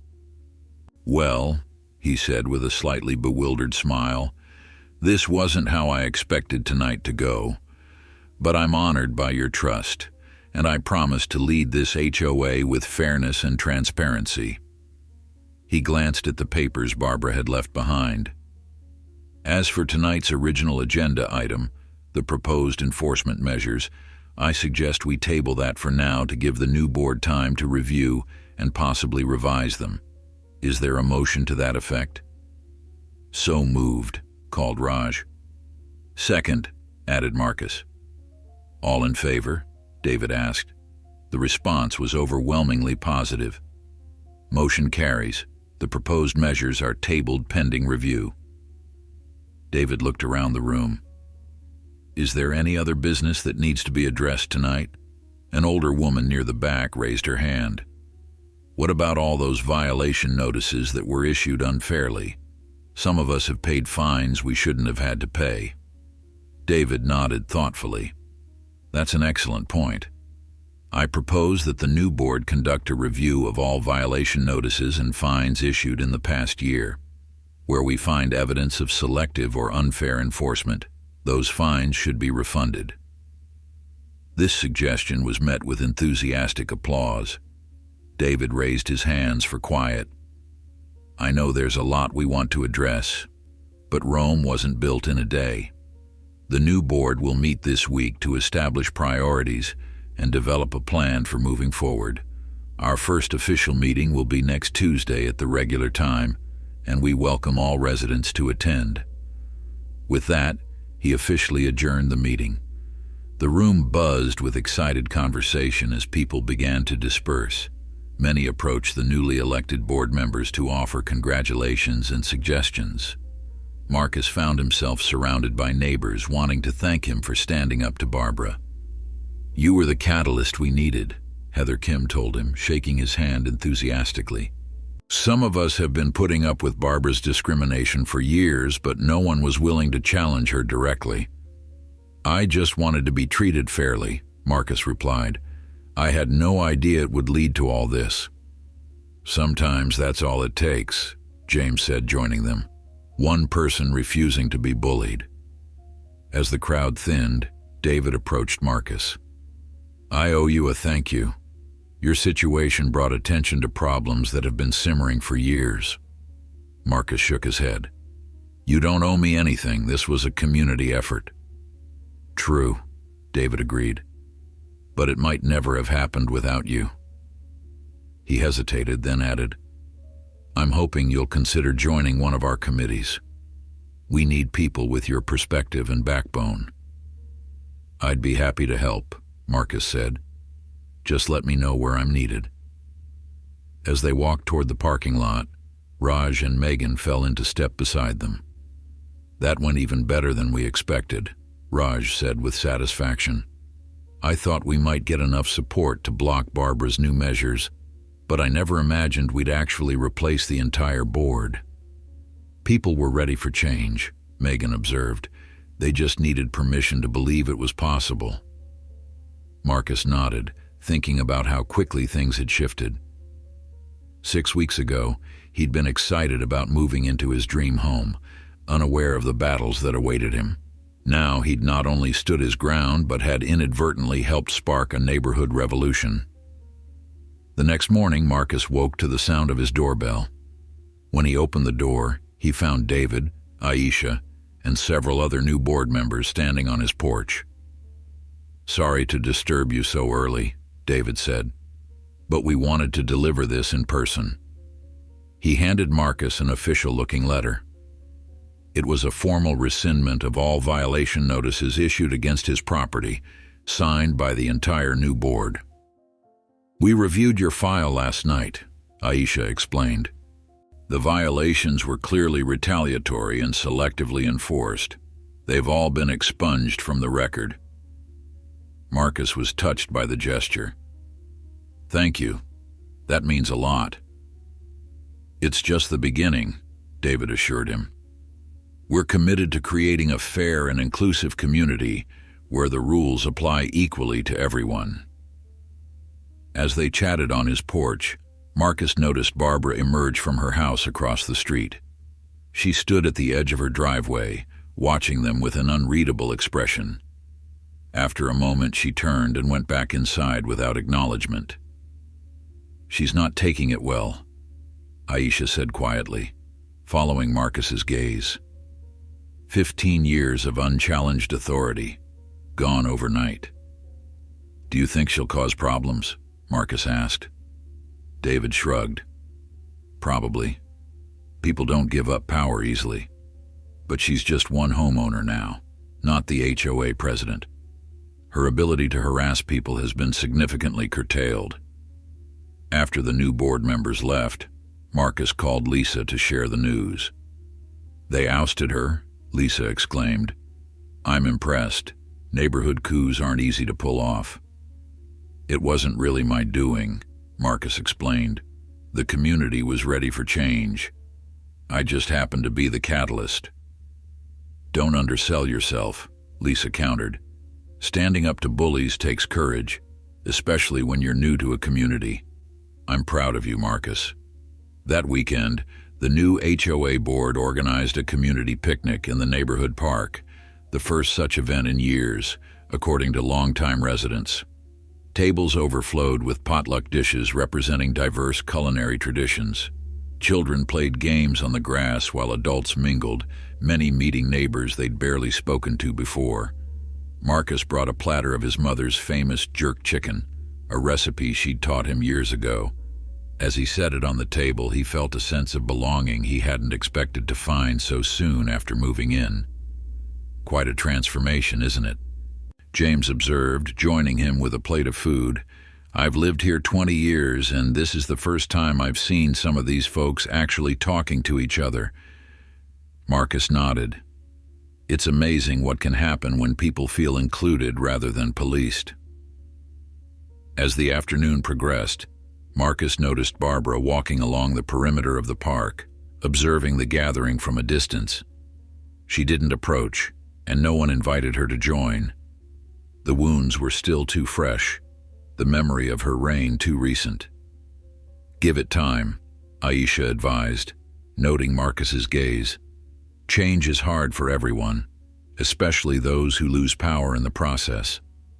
Barbara's been defining herself as the guardian of Oakwood Estates for so long, she doesn't know who she is without that role. "Do you think she'll ever accept the new direction?" Marcus asked. Aisha smiled wryly. "Some will, some won't. But that's their journey, not ours. Our job is to build the community we want to live in, one where everyone feels valued and respected." As the sun began to set, casting long shadows across the park, Marcus looked around at his new neighbors, laughing, sharing food, connecting across differences that had once seemed insurmountable. In just 6 weeks, he'd gone from unwelcome outsider to respected community member. The house on Oakwood Lane finally felt like home. But as he caught a glimpse of Barbara's retreating figure in the distance, Marcus knew that the story wasn't quite over yet. In neighborhoods, as in life, true change takes more than a single victory. It requires ongoing vigilance, constant effort, and a willingness to stand firm when principles are challenged. The battle for Oakwood Estates had been won, but the work of transformation was just beginning. In the weeks following the HOA coup, Oakwood Estates underwent a remarkable transformation. The new board, led by David Chen, moved quickly to institute reforms. Violation notices, once Barbara's weapon of choice, were now issued sparingly and with clear documentation, A transparent appeals process was established, giving homeowners a fair chance to address concerns. Most significantly, the board created a community review panel to examine all proposed rule changes, ensuring that resident voices were heard before new regulations took effect. For Marcus, life had settled into a pleasant rhythm. His neighbors now greeted him warmly during his morning runs. He'd been invited to dinner at the Harringtons, game night at the Rodriguez's, and a backyard concert hosted by the Kims. The sense of isolation he'd initially felt had vanished, replaced by genuine connections and friendships. Only one dark cloud remained on the horizon: Barbara Winters. Since the night of her ousting, Barbara had retreated from community life, emerging only to collect her mail or tend to her immaculate garden.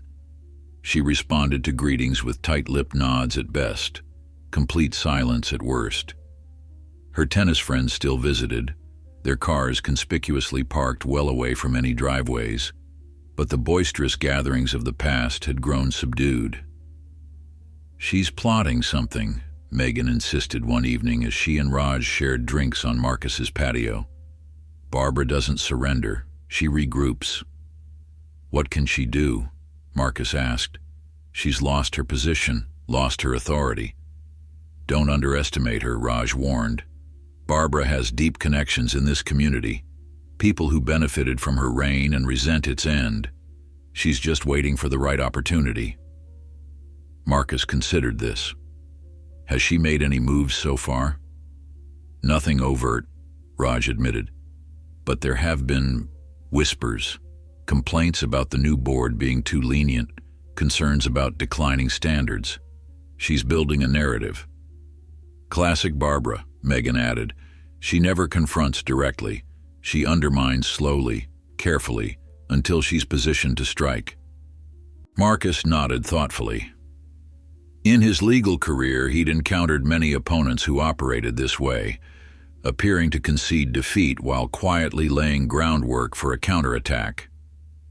"We should stay vigilant," he agreed, "but not paranoid. The community has spoken clearly. They want a different kind of leadership." The conversation shifted to lighter topics, but Barbara remained in the back of Marcus's mind. That night, as he prepared for bed, he found himself glancing out his bedroom window toward her darkened house. What was she thinking, planning? He'd faced corporate adversaries worth billions, yet something about Barbara's quiet menace unsettled him, in a way boardroom battles never had. The following Saturday morning, Marcus was enjoying coffee on his front porch when he noticed unusual activity at Barbara's house. Several cars were parked in her driveway and along the street, not just her usual tennis group, but others Marcus recognized as her staunch supporters from the HOA meeting. They arrived carrying folders and notebooks, filing into her house with purposeful expressions. His phone buzzed with a text from Aisha. "Seeing the gathering across from you?" "Yes," he replied. "Any idea what's happening?"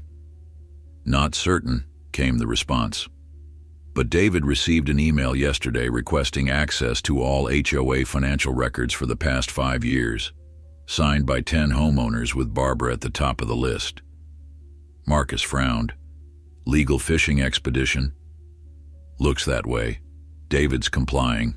We have nothing to hide. But it's clearly the first move in something larger." An hour later, the group began to disperse. Barbara stood on her porch, shaking hands with each person as they left, her expression animated in a way Marcus hadn't seen since her removal from power. As the last car pulled away, she turned and looked directly at Marcus, her gaze unwavering. Then, unexpectedly, she smiled, a cold, calculated expression that sent a chill down his spine, before turning and walking back into her house. The next day, David called an emergency meeting of the new HOA board and committee members, including Marcus, who had joined the Architectural Review Committee. They gathered in the community center, faces grave. "Barbara's group has filed a formal complaint with the County Housing Authority," David announced without preamble. They're alleging financial improprieties under the previous board, which conveniently included Barbara herself, and claiming that the vote of no confidence was procedurally invalid. That's absurd, Raj protested. We followed the bylaws to the letter. Of course it's absurd, David agreed, but it means we'll be subject to an official investigation. They're hoping to find something, anything, to invalidate the new board and force another election. Can they actually succeed? Marcus asked. James, who had been quietly listening, leaned forward. Technically, yes. If they can prove significant procedural violations, the county could intervene. But, he added with a grim smile, they won't find any violations because we were meticulous about following proper procedure. So this is just harassment, Aisha concluded. Essentially, David nodded. But it's harassment with teeth. We'll need to prepare all our documentation, demonstrate that the vote was conducted properly, and show that we've been operating in full compliance with the bylaws. Marcus recognized the strategy immediately. This isn't about winning for them. It's about draining your energy and resources. They want to make being on the board so unpleasant that you'll eventually step down. Exactly, David sighed. Barbara knows exactly how to work the system. Even if she loses, she forces us to spend countless hours defending ourselves instead of implementing positive changes. Then we need to divide and conquer, Marcus suggested. Form a small team to handle the complaint while the rest of the board continues its regular work. Don't let her set the agenda. The group nodded in agreement. David, James, and Marcus volunteered to manage the response to Barbara's complaint, allowing the other board members to focus on community initiatives. Over the next 2 weeks, they meticulously compiled documentation, meeting minutes, voting records, financial statements, creating an airtight case that the leadership change had been conducted according to all applicable rules. Marcus drew on his legal expertise to craft a comprehensive response that anticipated and addressed every potential challenge. Meanwhile, Barbara's campaign continued on other fronts. Anonymous letters appeared in mailboxes throughout Oakwood Estates, warning of declining standards and threat to property values under the new board's leadership. Several of her allies began attending board meetings, raising objections to even the most mundane agenda items and demanding recorded votes on everything. Death by 1,000 cuts, Raj observed after a particularly contentious meeting. She's trying to make the new system appear dysfunctional. We just need to stay the course, David insisted. The majority of residents support the changes we're making. They won't be swayed by these tactics. But as October arrived, bringing crisp air and falling leaves to Oakwood Estates, signs of friction began to appear. A community newsletter, launched by the new board to improve transparency, published a letter criticizing the hasty removal of the previous leadership. The Halloween decoration contest, traditionally judged by the HOA president, became a point of controversy when Barbara's supporters demanded she retain the role based on historical precedent. Small issues, perhaps, but Marcus recognized them as symptoms of a coordinated campaign to undermine confidence in the new board. Barbara was playing the long game and playing it well. The situation came to a head on a rainy Tuesday evening in mid-October. The monthly HOA meeting was unusually well attended, with Barbara and at least 15 of her supporters present. They sat together in a block, a visible statement of opposition. David called the meeting to order, maintaining his usual calm demeanor, despite the tension in the room. Before we begin with regular business, I'd like to update everyone on the status of the complaint filed with the County Housing Authority. He smiled, a genuine expression of relief. I'm pleased to report that after a thorough review, the county has dismissed the complaint entirely. They found no procedural violations in the leadership change and no evidence of financial improprieties. A murmur of approval ran through most of the attendees, but Barbara's group remained stone-faced. Marcus watched Barbara carefully. Her expression revealed nothing, but her fingers tapped a rapid rhythm on the folder in her lap. With that resolved, David continued, let's move on to tonight's agenda. First, the Architectural Review Committee has several proposals to consider. Marcus presented the committee's recommendations, all straightforward approvals for reasonable home improvements that would have faced arbitrary scrutiny under Barbara's regime. As he concluded, a hand shot up from Barbara's section.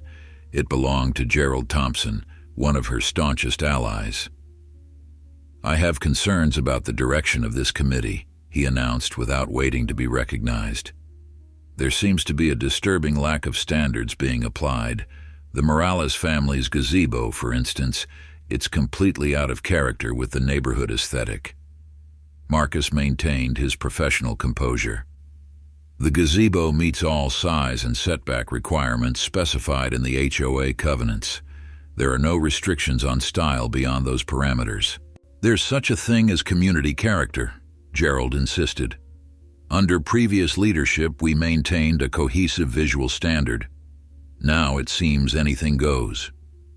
Several heads nodded in agreement. Barbara watched silently, her expression unreadable. Aisha leaned forward. Mr. Thompson, could you clarify what specific aspect of the Morales family's gazebo you find objectionable? The design is quite similar to the one in your own backyard. Gerald flushed. It's not about similarity, it's about who's building it, Aisha suggested quietly. The room fell silent. Gerald sputtered indignantly, but the implication hung in the air, impossible to dismiss. David intervened smoothly. I think we can all agree that our goal is to maintain a beautiful, welcoming community. The Architectural Review Committee has verified that all approved projects meet the specific requirements outlined in our covenants. If anyone wishes to propose amendments to those requirements, there's a process for that, which the board would be happy to facilitate. His diplomatic response diffused the immediate tension, but the underlying conflict remained. As the meeting progressed, Barbara's supporters raised objection after objection, challenging every decision and recommendation. The meeting, which typically lasted an hour, stretched to nearly 3. When it finally concluded, Marcus approached David. They're escalating, he observed quietly. This was coordinated opposition, not spontaneous concerns. David nodded wearily. Barbara's building toward something. The county complaint was just the opening move. We need to be prepared for whatever comes next, Marcus advised. She won't stop until she regains control or forces the new leadership to fail.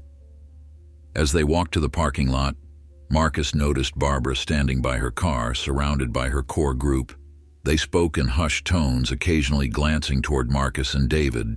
When they noticed Marcus watching, the group dispersed quickly, but not before Barbara fixed him with that same cold smile she'd given him from her porch. Driving home, Marcus couldn't shake a sense of foreboding.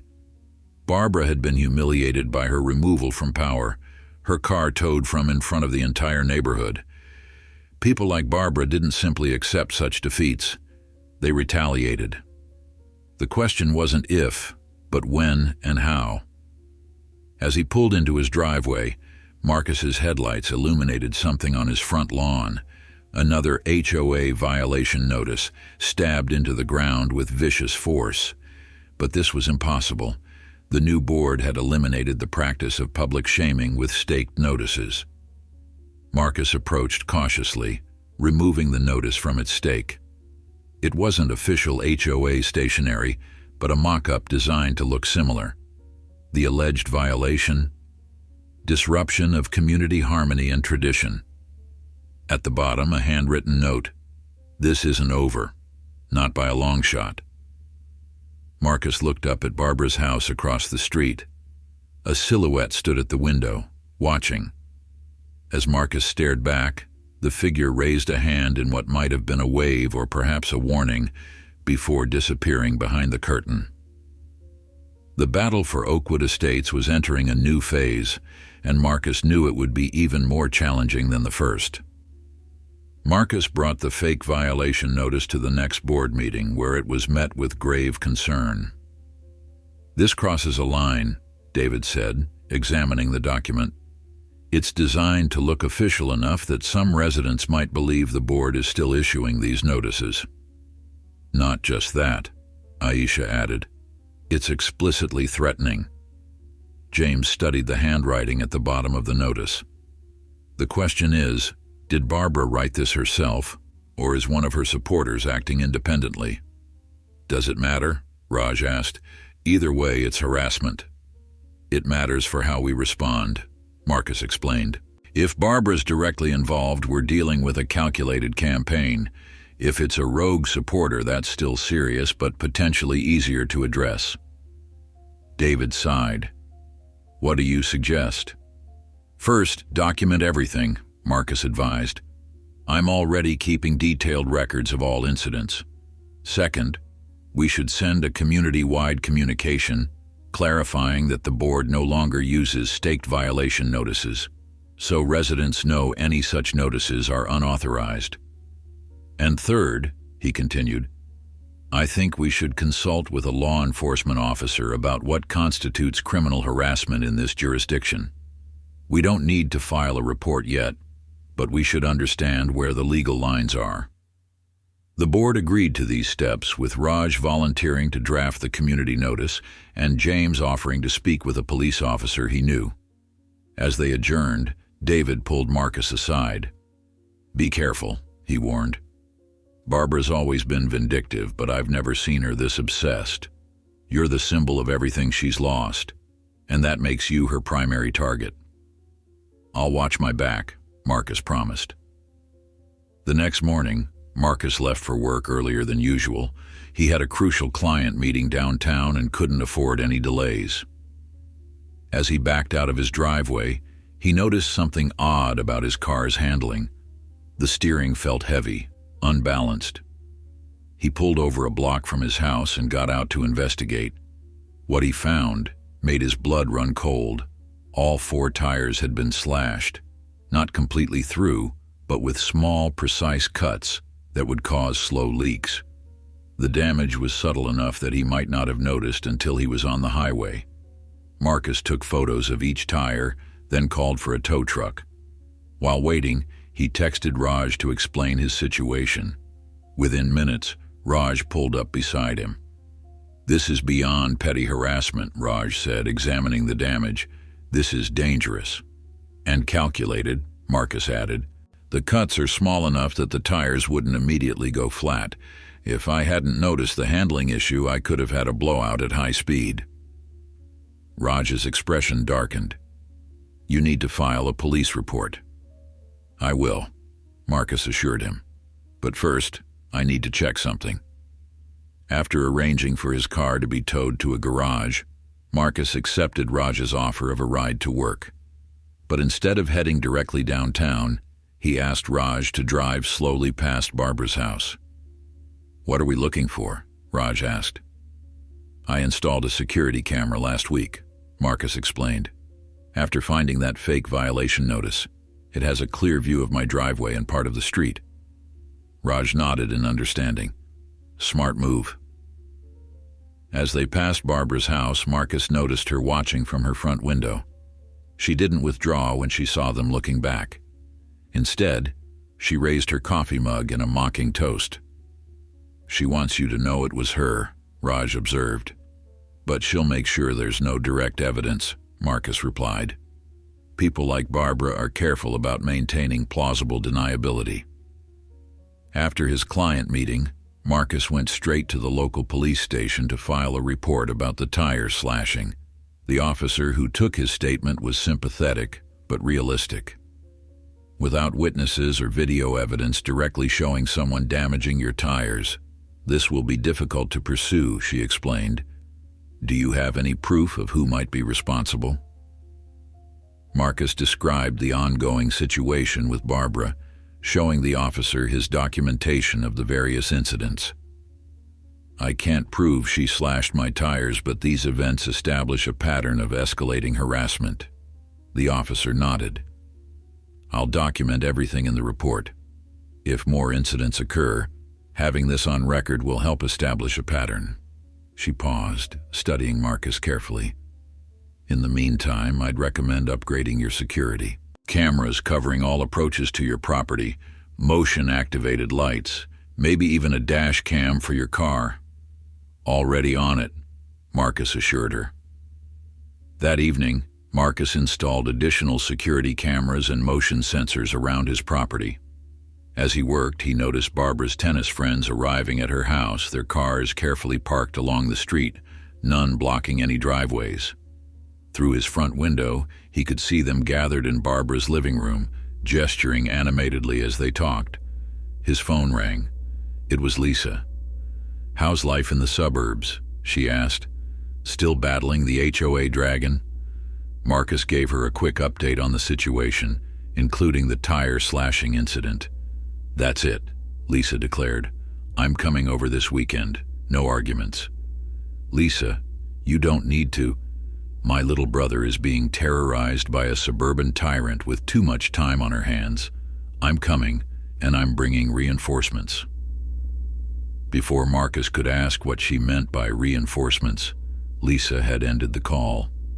He smiled, oddly comforted by his sister's protective instincts. Having Lisa around for the weekend would be a welcome distraction from the neighborhood drama. The next day passed without incident, though Marcus noticed Barbara watching his house more frequently. Her surveillance wasn't subtle. She wanted him to know he was being monitored, to feel the constant pressure of her attention. On Friday evening, Marcus was reviewing case files in his home office when his doorbell rang. Through the security camera, he saw David Chen standing on his porch, looking uncharacteristically tense. "Sorry to drop by unannounced," David said when Marcus opened the door, "but we have a situation developing that you should know about." Inside, David handed Marcus a printout of an email. "This was sent to all board members about an hour ago. It's from Gerald Thompson, acting as spokesperson for what they're calling the Oakwood Preservation Committee." Marcus scanned the document. It announced the formation of a concerned citizens group dedicated to restoring proper standards and procedures to the Oakwood Estates HOA. The email detailed plans for a special meeting next week to present a vote of no confidence in the current board. "They're using our own tactics against us," Marcus observed. "Exactly," David nodded. "The email cites the same bylaws we used to remove Barbara. They've been planning this meticulously." Marcus studied the document more carefully. "They need a majority of homeowners present to succeed. Do you think they have the numbers?" David looked grim. "It's possible. Barbara's been working behind the scenes for weeks, and we've been so focused on implementing positive changes that we may have missed how effectively she's been rebuilding her support base." "What's their main argument against the current board?" Marcus asked. "That we're too lenient, not protecting property values, allowing unsuitable modifications to homes." David shook his head in frustration. "It's all code for the same discriminatory practices Barbara always enforced, just dressed up in property value concerns." Marcus thought for a moment. "We need to communicate more directly with homeowners about what's really at stake here. Not just procedural changes, but the fundamental values of the community." "Agreed," David said. "But how do we reach people who aren't already engaged? The same residents always attend meetings, while the majority stay silent." "Then we bring the meeting to them," Marcus suggested. "Door-to-door conversations, personal outreach. Make it clear that this isn't just HOA politics.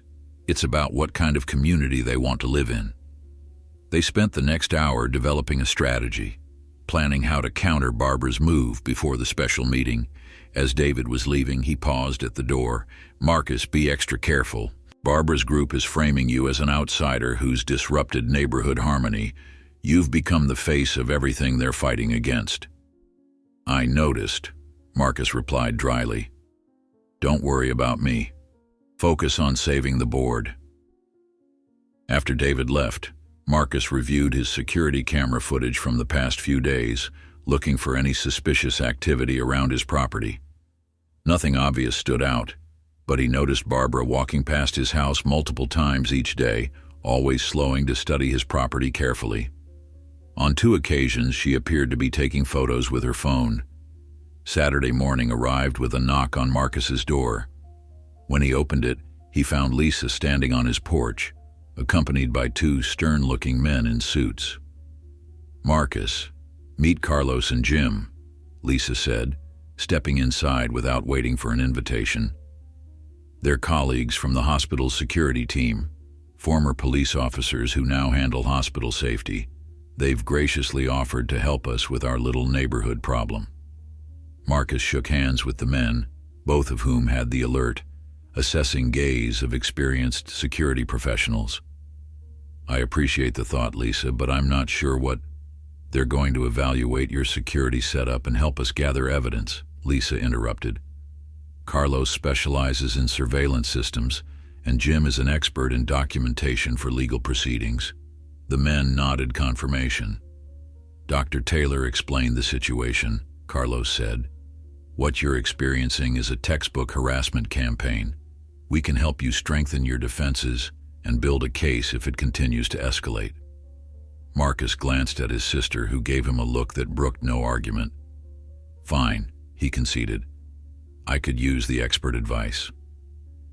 Over the next few hours, Carlos and Jim conducted a thorough assessment of Marcus's property, identifying vulnerable points and suggesting improvements to his security system. They installed a dash cam in his car, added 2 more cameras to cover blind spots around his house, and set up a secure cloud storage system for all footage. "The key is continuous documentation," Jim explained. "Most harassment cases fail because the evidence is fragmented or inconsistent. We're creating a comprehensive surveillance net that will capture any further incidents." While the men worked, Lisa updated Marcus on her life and peppered him with questions about the neighborhood situation.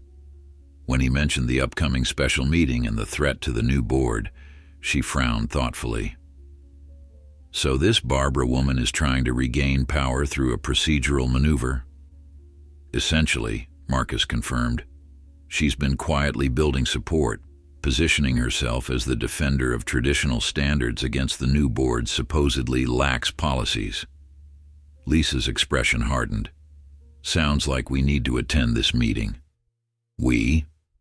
Marcus raised an eyebrow. "I'm staying through next week," Lisa declared. "I want to see this woman in action, and I want her to see that you're not alone." Before Marcus could respond, a commotion outside caught their attention. Through the window they saw Barbara standing in the street, gesturing angrily at Carlos, who was adjusting a camera on the side of Marcus's house. "Excuse me," they heard her call out, her voice carrying clearly. "What do you think you're doing? This is a residential neighborhood, not a surveillance state." Marcus and Lisa exchanged glances before heading outside. As they approached, Barbara turned her attention to them, her eyes widening slightly at the sight of Lisa. "Mr. Taylor," Barbara said, her voice clipped. "Installing security cameras requires HOA approval under Section 4.7 of the Covenants." "Actually," Marcus replied calmly, "the current board revised those guidelines last month. Homeowners may install security devices on their own property without prior approval, provided they don't infringe on neighbors' privacy." Barbara's lips thinned. "That revision hasn't been properly ratified. The board vote was unanimous, and the updated guidelines were distributed to all homeowners," Marcus countered. "I have a copy inside if you'd like to review it." Barbara ignored the offer, shifting her attention to Lisa. "And who might this be?" "Dr. Lisa Taylor," Lisa answered before Marcus could speak, extending her hand with professional courtesy. "Marcus's sister. I'm visiting for the week." Barbara ignored the outstretched hand. "How convenient that you arrived just as your brother is escalating his campaign against community standards." Lisa's eyebrow arched. Campaign?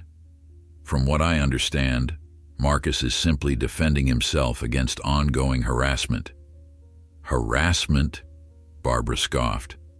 The only harassment in this neighborhood began when your brother decided our long-standing rules didn't apply to him.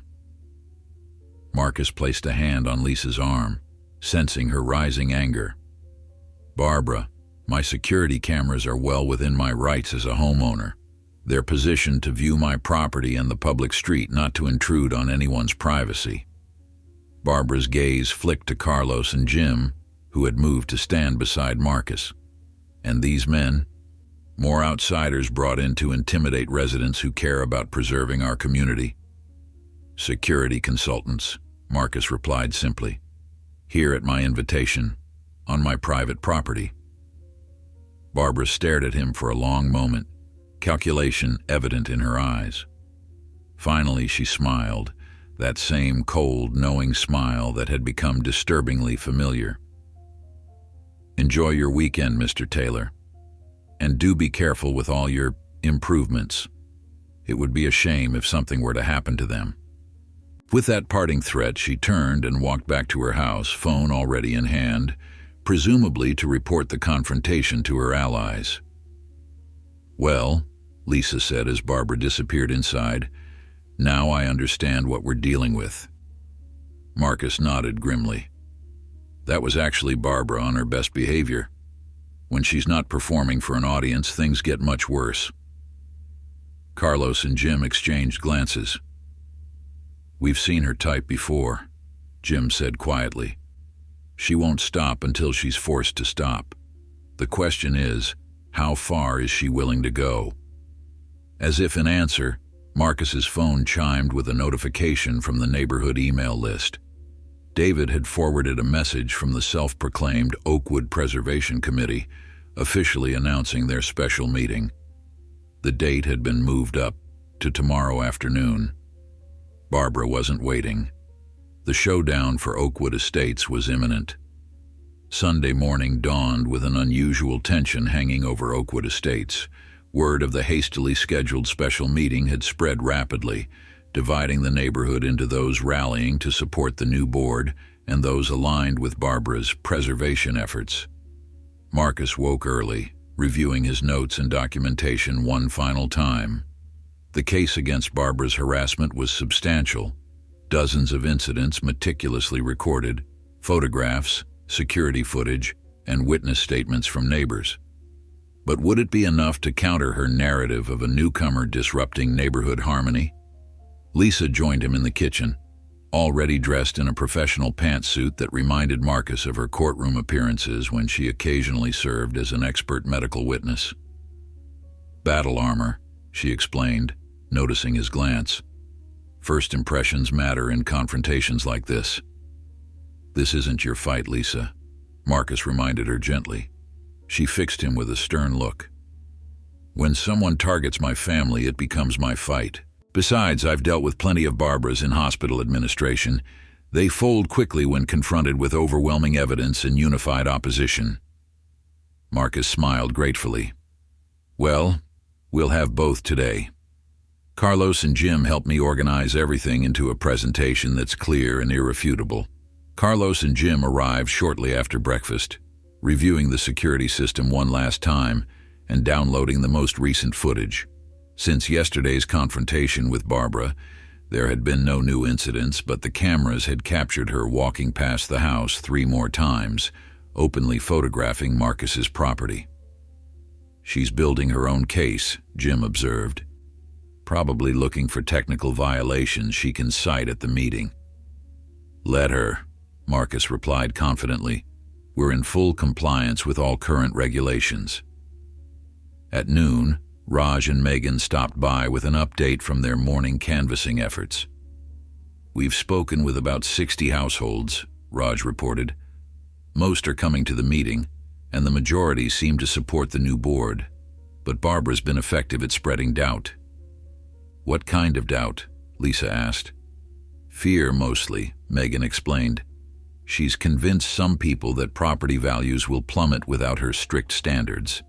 Others worry that the new board is too inexperienced to manage the community's finances properly. Classic manipulation tactics, Lisa noted. Create fear, then position yourself as the solution. Exactly, Raj agreed. And she's targeting newer residents who don't know the history of her discriminatory practices. They spent the next hour strategizing their approach for the meeting. David, Aisha, and other board members joined remotely via conference call, ensuring everyone understood their role in presenting a united front. Remember, David emphasized, this isn't about Barbara personally.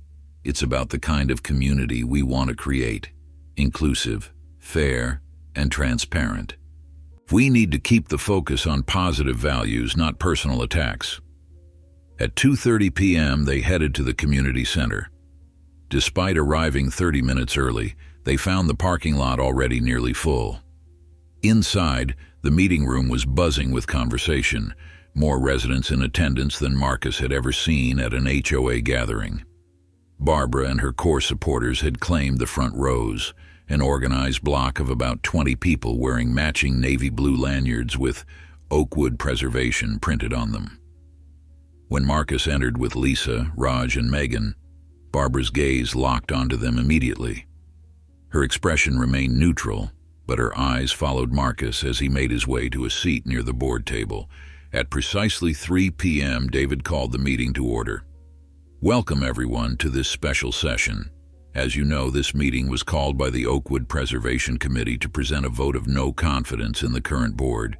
In accordance with our bylaws, we will first hear from the committee, then from the board, before opening the floor to community discussion and eventually proceeding to a vote. He gestured toward Barbara. Ms. Winters, as the committee's representative, you have the floor. Barbara rose smoothly, smoothing her immaculate beige pantsuit as she approached the podium.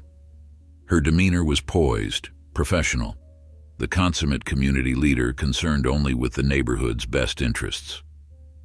Thank you, David, she began, her voice warm and measured.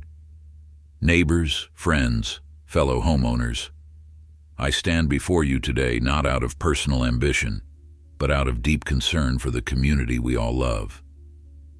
She paused, scanning the room with an expression of sincere worry. For 15 years, I had the privilege of serving as your HOA president. During that time, we maintained the highest standards of community appearance, financial management, and neighborhood security. Our property values increased consistently, even during market downturns, because buyers knew Oakwood Estates represented quality and stability. Barbara's gaze settled briefly on Marcus, before continuing. 3 months ago, all that changed. A coordinated effort to undermine established procedures resulted in the removal of experienced leadership and the installation of a board with, frankly, little understanding of what makes our community special. Murmurs ran through the audience, some supportive, others clearly disagreeing. Barbara raised her hand for quiet. I take no pleasure in bringing this motion of no confidence, but the evidence speaks for itself. She clicked a remote, bringing up a PowerPoint presentation on the screen behind her. In just 3 months under new leadership, violation enforcement has decreased by 78%. Architectural standards have been relaxed to the point of irrelevance. Community funds have been diverted from maintenance to social initiatives with questionable value. The presentation showed a series of photographs, homes with decorations that would have previously violated HOA rules, modifications that departed from the neighborhood's traditional aesthetic, and public areas allegedly showing signs of neglect. Most concerning, Barbara continued, her voice dropping to a grave tone, we've seen the beginning of property value stagnation. After 15 years of consistent growth, local real estate analysts project that Oakwood Estates values may actually decline in the coming year if current trends continue. This statement elicited gasps from several homeowners. Barbara nodded solemnly. I understand this is difficult to hear. None of us wants to see our investments threatened. But that is precisely why we formed the Oakwood Preservation Committee, to restore the standards and practices that made our community desirable in the first place. She turned to face the board directly. This isn't personal. It's about preserving what we've all worked so hard to build. I therefore formally move for a vote of no confidence in the current board, to be followed immediately by an election to restore experienced leadership. As Barbara returned to her seat, her supporters erupted in applause. The room felt divided, with tension thick in the air. David waited for the noise to subside before responding. "Thank you, Ms. Winters. The board will now present its perspective, after which we'll open the floor for community discussion." David began by addressing Barbara's claims directly, presenting financial data showing that community maintenance spending had actually increased under the new board, while administrative costs had decreased. He showed comparative property value data demonstrating that recent sales in Oakwood Estates had matched or exceeded market expectations. "The fundamental difference," David explained, "isn't in our commitment to maintaining a beautiful, valuable community. It's in our approach to governance. We believe that clear, consistently applied rules benefit everyone, while selective enforcement creates division and resentment." Aisha spoke next, detailing the board's efforts to improve transparency and community involvement. In the past 3 months, committee participation has increased by 40%. More homeowners are engaged in decision-making than ever before. When the board finished its presentation, David opened the floor for community discussion. Hands shot up throughout the room. Barbara's supporters spoke of declining standards and concerning changes, while others praised the new board's inclusive approach and responsive leadership. As the discussion continued, Marcus noticed Barbara becoming increasingly agitated. Her usual composed facade was slipping, her expression hardening each time someone spoke in favor of the new board. When James Harrington stood to detail the legal problems with Barbara's previous enforcement practices, she visibly fumed, whispering urgently to Gerald Thompson beside her. Finally, Marcus raised his hand. David acknowledged him, and Marcus walked to the podium, bringing a folder of documents with him. Lisa gave him an encouraging nod as he passed. "My name is Marcus Taylor," he began. "As many of you know, I moved to Oakwood Estates 3 months ago, excited to become part of this community. What I've experienced since then has been illuminating." He opened his folder, extracting several photographs. "Within days of my arrival, I began experiencing what can only be described as targeted harassment. My driveway was repeatedly blocked." He displayed the photos of Barbara's and Diane's cars blocking his exit. "I received violation notices for infractions that didn't exist or were selectively enforced." He showed side-by-side comparisons of his property and others with identical features that received no citations. "When I addressed these issues through proper channels, the harassment escalated." Marcus revealed the photos of his slashed tires. This wasn't just inconvenient, it was potentially life-threatening. Had these slow leaks blown out at highway speed, the consequences could have been severe. Gasps and murmurs spread through the audience. Barbara shot to her feet. "This is outrageous. You have no proof of who damaged your tires. How dare you imply—" "I haven't accused anyone specifically," Marcus interrupted calmly. "I'm simply presenting a pattern of escalating harassment that coincides with my challenge to certain HOA practices." Barbara's face flushed with anger. "This entire presentation is a distraction from the real issue. We're here to discuss community standards, not your personal grievances." "But that's exactly the point," Marcus countered. "How standards are enforced and against whom is the heart of this matter. When rules become weapons used selectively against certain residents, they're no longer standards, they're tools of discrimination." The room fell silent as Marcus continued. "I'm not the first to experience this treatment. Many of you have shared similar stories with me. He gestured toward several neighbors who had previously described their experiences with Barbara's selective enforcement. The question before us today isn't about property values or community aesthetics. It's about fairness, transparency, and equal treatment for all residents. Barbara's composure finally shattered. This is absurd. You move in here, disrupt everything we've built, turn neighbors against each other, and then claim to be the victim? Her voice rose sharply. You people always do this, play the victim when anyone holds you accountable. A shocked silence fell over the room. The implications of "you people" hung in the air, impossible to ignore or misinterpret. Barbara seemed to realize her error immediately, her hand flying to her mouth, but it was too late. The mask had slipped, revealing exactly what many had long suspected, but she had always carefully concealed. Gerald Thompson tried to salvage the situation, quickly standing to speak. What Barbara means is that newcomers often don't understand. I think Barbara was perfectly clear about what she meant. Aisha interrupted, her voice steady but firm. And I think this community deserves better leadership than that. Murmurs of agreement spread through the room. Even some of Barbara's supporters looked uncomfortable, a few removing their Oakwood Preservation lanyards discreetly. David called for order.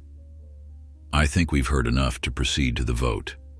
According to the bylaws, the motion of no confidence requires a majority of homeowners present to pass. The voting process was tense but orderly.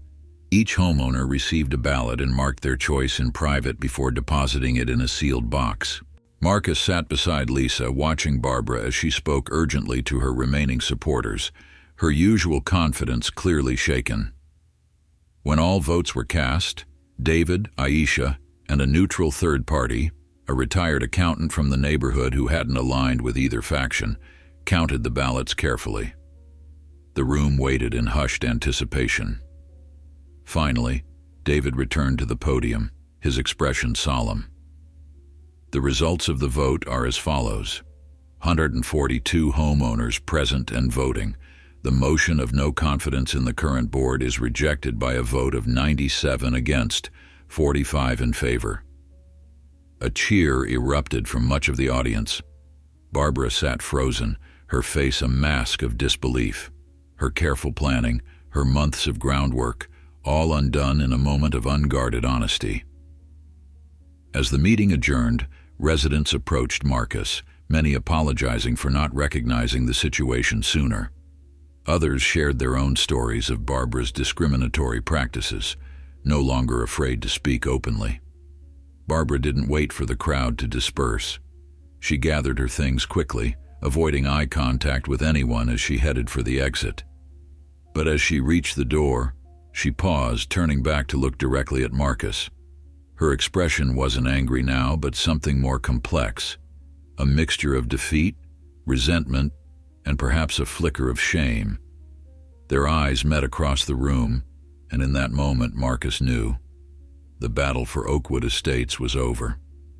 Barbara's power was broken, not by force or legal maneuvers, but by her own words revealing her true character to the community she had sought to control. As Barbara disappeared through the door, Lisa placed a hand on Marcus's shoulder. "It's over," she said quietly. But Marcus shook his head. "Not quite. There's still one more thing that needs to happen." The days following the special meeting brought a palpable shift to Oakwood Estates. Neighbors who had previously avoided eye contact now greeted each other warmly. Spontaneous gatherings sprang up in front yards and driveways, conversations flowing freely without the watchful eye of Barbara's enforcement regime. It felt as though the entire community had collectively exhaled after holding its breath for 15 years. Barbara herself had all but disappeared from public view. Her silver Lexus remained in her driveway, but her curtains stayed drawn, her immaculate lawn unattended for the first time in memory. The tennis group that had once gathered regularly at her home was notably absent. "It's like the neighborhood is waking up," Aisha observed one evening as she, Marcus, and several others enjoyed an impromptu potluck on the Harringtons' patio. People are painting their front doors colors they've wanted for years but never dared try. The Rodriguez family finally put up their hammock. The Chens installed that koi pond they've been talking about for a decade. Freedom looks good on Oakwood Estates, James agreed, raising his glass in a toast. But despite the celebratory mood, Marcus remained thoughtful. After the potluck, he walked home slowly, considering what he had told Lisa at the meeting, that there was still one more thing that needed to happen. He had spent the past 3 days consulting with colleagues at his law firm, reviewing statutes, and preparing documents. Tomorrow would bring the final chapter in the saga with Barbara. Early the next morning, Marcus dressed in his most formal suit and drove downtown to the county courthouse. 2 hours later, he returned to Oakwood Estates with a sealed envelope bearing official stamps. Without hesitation, he walked directly to Barbara's front door and rang the bell. For several minutes, there was no response. Marcus rang again, then knocked firmly. Finally, the door opened a few inches, secured by a chain lock. Barbara peered through the gap, her appearance a stark contrast to her usually impeccable presentation. Her hair was uncombed, her face devoid of makeup, her eyes rimmed with red. "What do you want?" she asked, her voice hoarse. "Haven't you done enough?" "May I come in, Ms. Winters?" Marcus asked formally. "I have something important to discuss with you." "If it's another complaint or accusation, you can leave it in my mailbox," she replied, starting to close the door. "It's not a complaint," Marcus said quickly. "It's an opportunity to resolve this situation properly, with dignity, for everyone's sake." Barbara hesitated, studying him suspiciously through the narrow opening. Finally, she closed the door, removed the chain, and reopened it fully. "5 minutes," she said, turning and walking into her living room without waiting to see if he followed. Marcus entered, closing the door behind him. Barbara's home was immaculate, decorated in cream and beige tones with carefully arranged furniture and artwork, a physical manifestation of the control she had sought to impose on the entire neighborhood. She sat stiffly in an armchair, gesturing for Marcus to take the sofa across from her. "I'll be direct," Marcus began. "I've spent the past few days preparing a civil lawsuit against you for harassment, intimidation, and property damage. The documentation is extensive and compelling." Barbara's face paled, but her expression remained defiant. "You can't prove I damaged your property." "Perhaps not the tire slashing specifically," Marcus conceded, "but the pattern of targeted harassment is undeniable. Your public statements at the meeting added clear evidence of discriminatory intent. Any reasonable jury would connect the dots." He placed the sealed envelope on the coffee table between them. "This contains all the filing documents ready for submission to the court, but I haven't filed them yet." Barbara's gaze flickered to the envelope, then back to Marcus's face. "Why are you here, Mr. Taylor? To gloat? To threaten?" "Neither," Marcus replied calmly. "I'm here to offer an alternative." He removed a second document from his briefcase. "This is a settlement agreement. In exchange for my not filing the lawsuit, you agree to 3 conditions. First, you will sell your home and relocate from Oakwood Estates within 6 months. Second, you will refrain from any further contact with me or other residents who supported the new board. And third, you will make a $25,000 donation to the Fair Housing Foundation." Barbara's eyes widened in shock, then narrowed with anger. "This is extortion. You can't force me to leave my home of 20 years. "It's not extortion," Marcus corrected. "It's a settlement offer to avoid costly public litigation that would almost certainly result in a much larger financial judgment against you, not to mention significant damage to your reputation beyond what's already occurred. The choice is entirely yours." Barbara stood abruptly, pacing the room. "You come into my neighborhood, disrupt everything we've built, turn people against me, and now you want to drive me from my home? Who do you think you are?" "I'm I'm someone who refuses to be harassed or intimidated because of my race, Marcus replied, his voice steady but firm. Just as I'm someone who refuses to stand by while others experience the same treatment. Your behavior wasn't just unethical, Ms. Winters. It was illegal. He rose to his feet. The settlement offer stands for 48 hours. After that, I'll file the lawsuit and request a temporary restraining order against you as well. I believe many of your former subjects would be willing to join a class action suit once it's filed.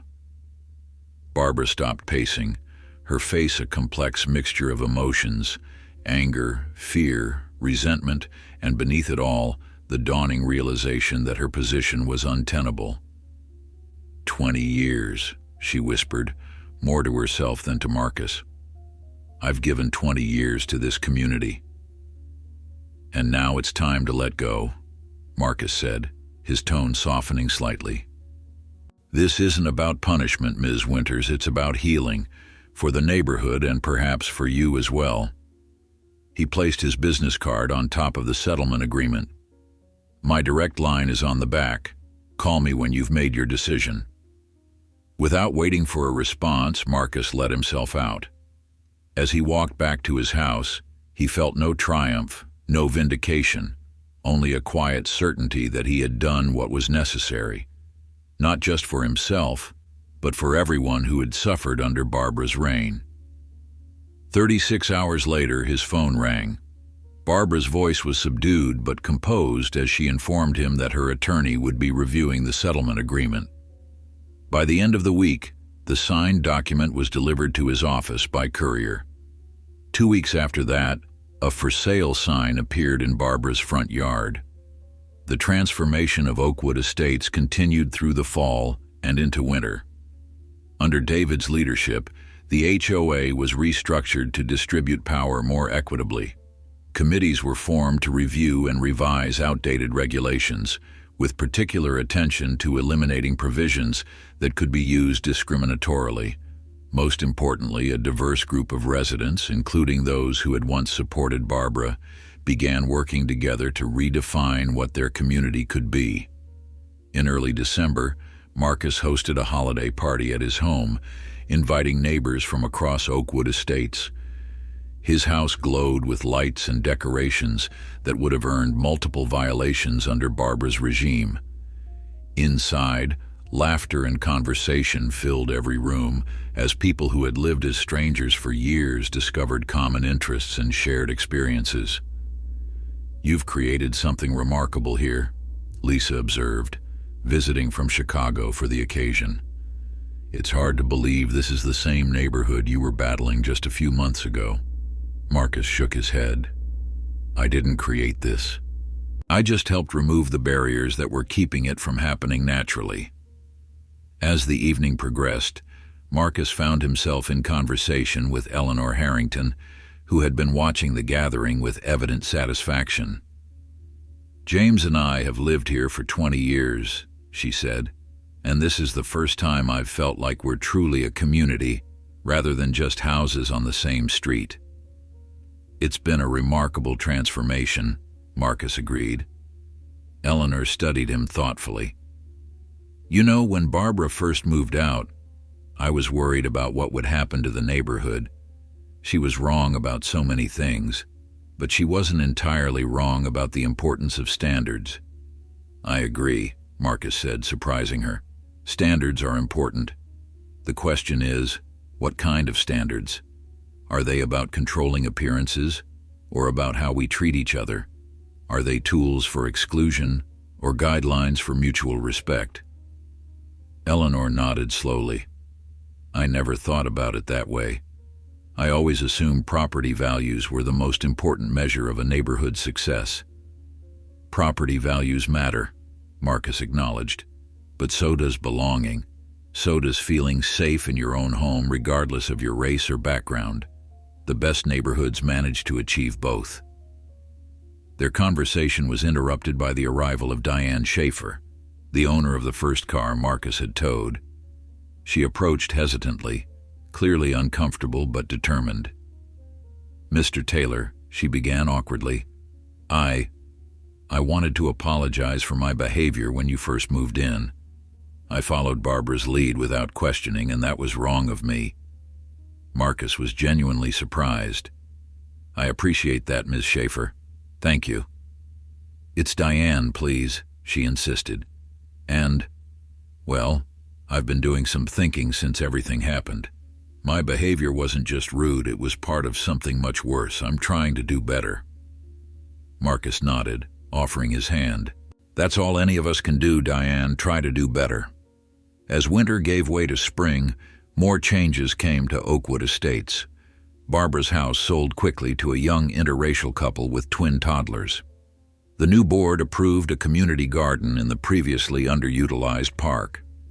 The Rodriguez family organized a neighborhood cultural festival that became an instant tradition. 1 year after moving in, Marcus stood in his front yard, surveying the home and community that had become truly his. The house itself had changed. He'd painted the shutters a deeper shade of black, added window boxes bursting with colorful flowers, and installed a winding stone path through the garden. None of these modifications would have passed Barbara's strict aesthetic requirements, yet they enhanced rather than detracted from the property's charm. More significantly, the neighborhood had changed. Children played freely in front yards where they had once been discouraged from making noise. Neighbors chatted across property lines that had previously served as silent boundaries. The diversity that had always existed in Oakwood Estates was now visible and celebrated rather than suppressed. As Marcus watered his hydrangeas, the same ones that had prompted his first HOA violation, Raj and Megan approached, walking their new puppy. Hard to believe it's been a year, Raj remarked. So much has changed. For the better, Megan added. Did you hear? The county is using our revised HOA guidelines as a model for other neighborhoods. They're calling it the Oakwood Standards for Community Governance. Marcus smiled.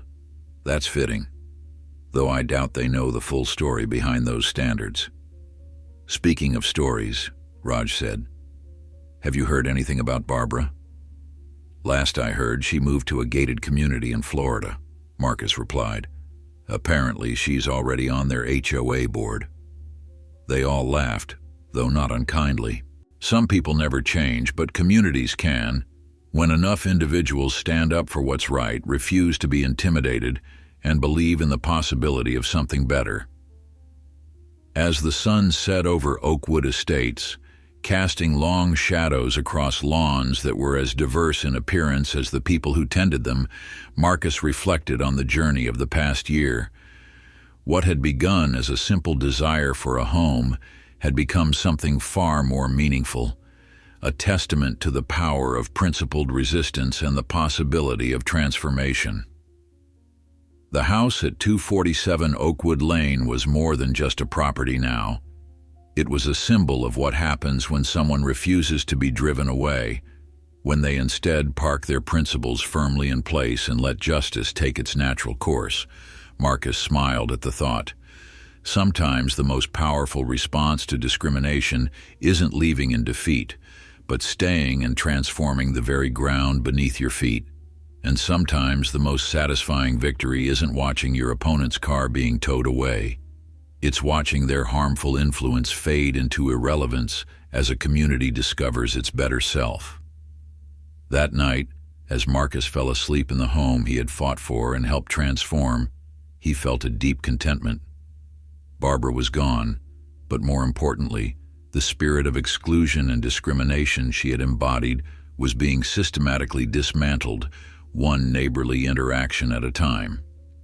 In its place stood something far stronger, a true community, where diversity was a strength rather than a threat, and where people looked out for each other, not because of rule books and violation notices, but because that's what good neighbors do.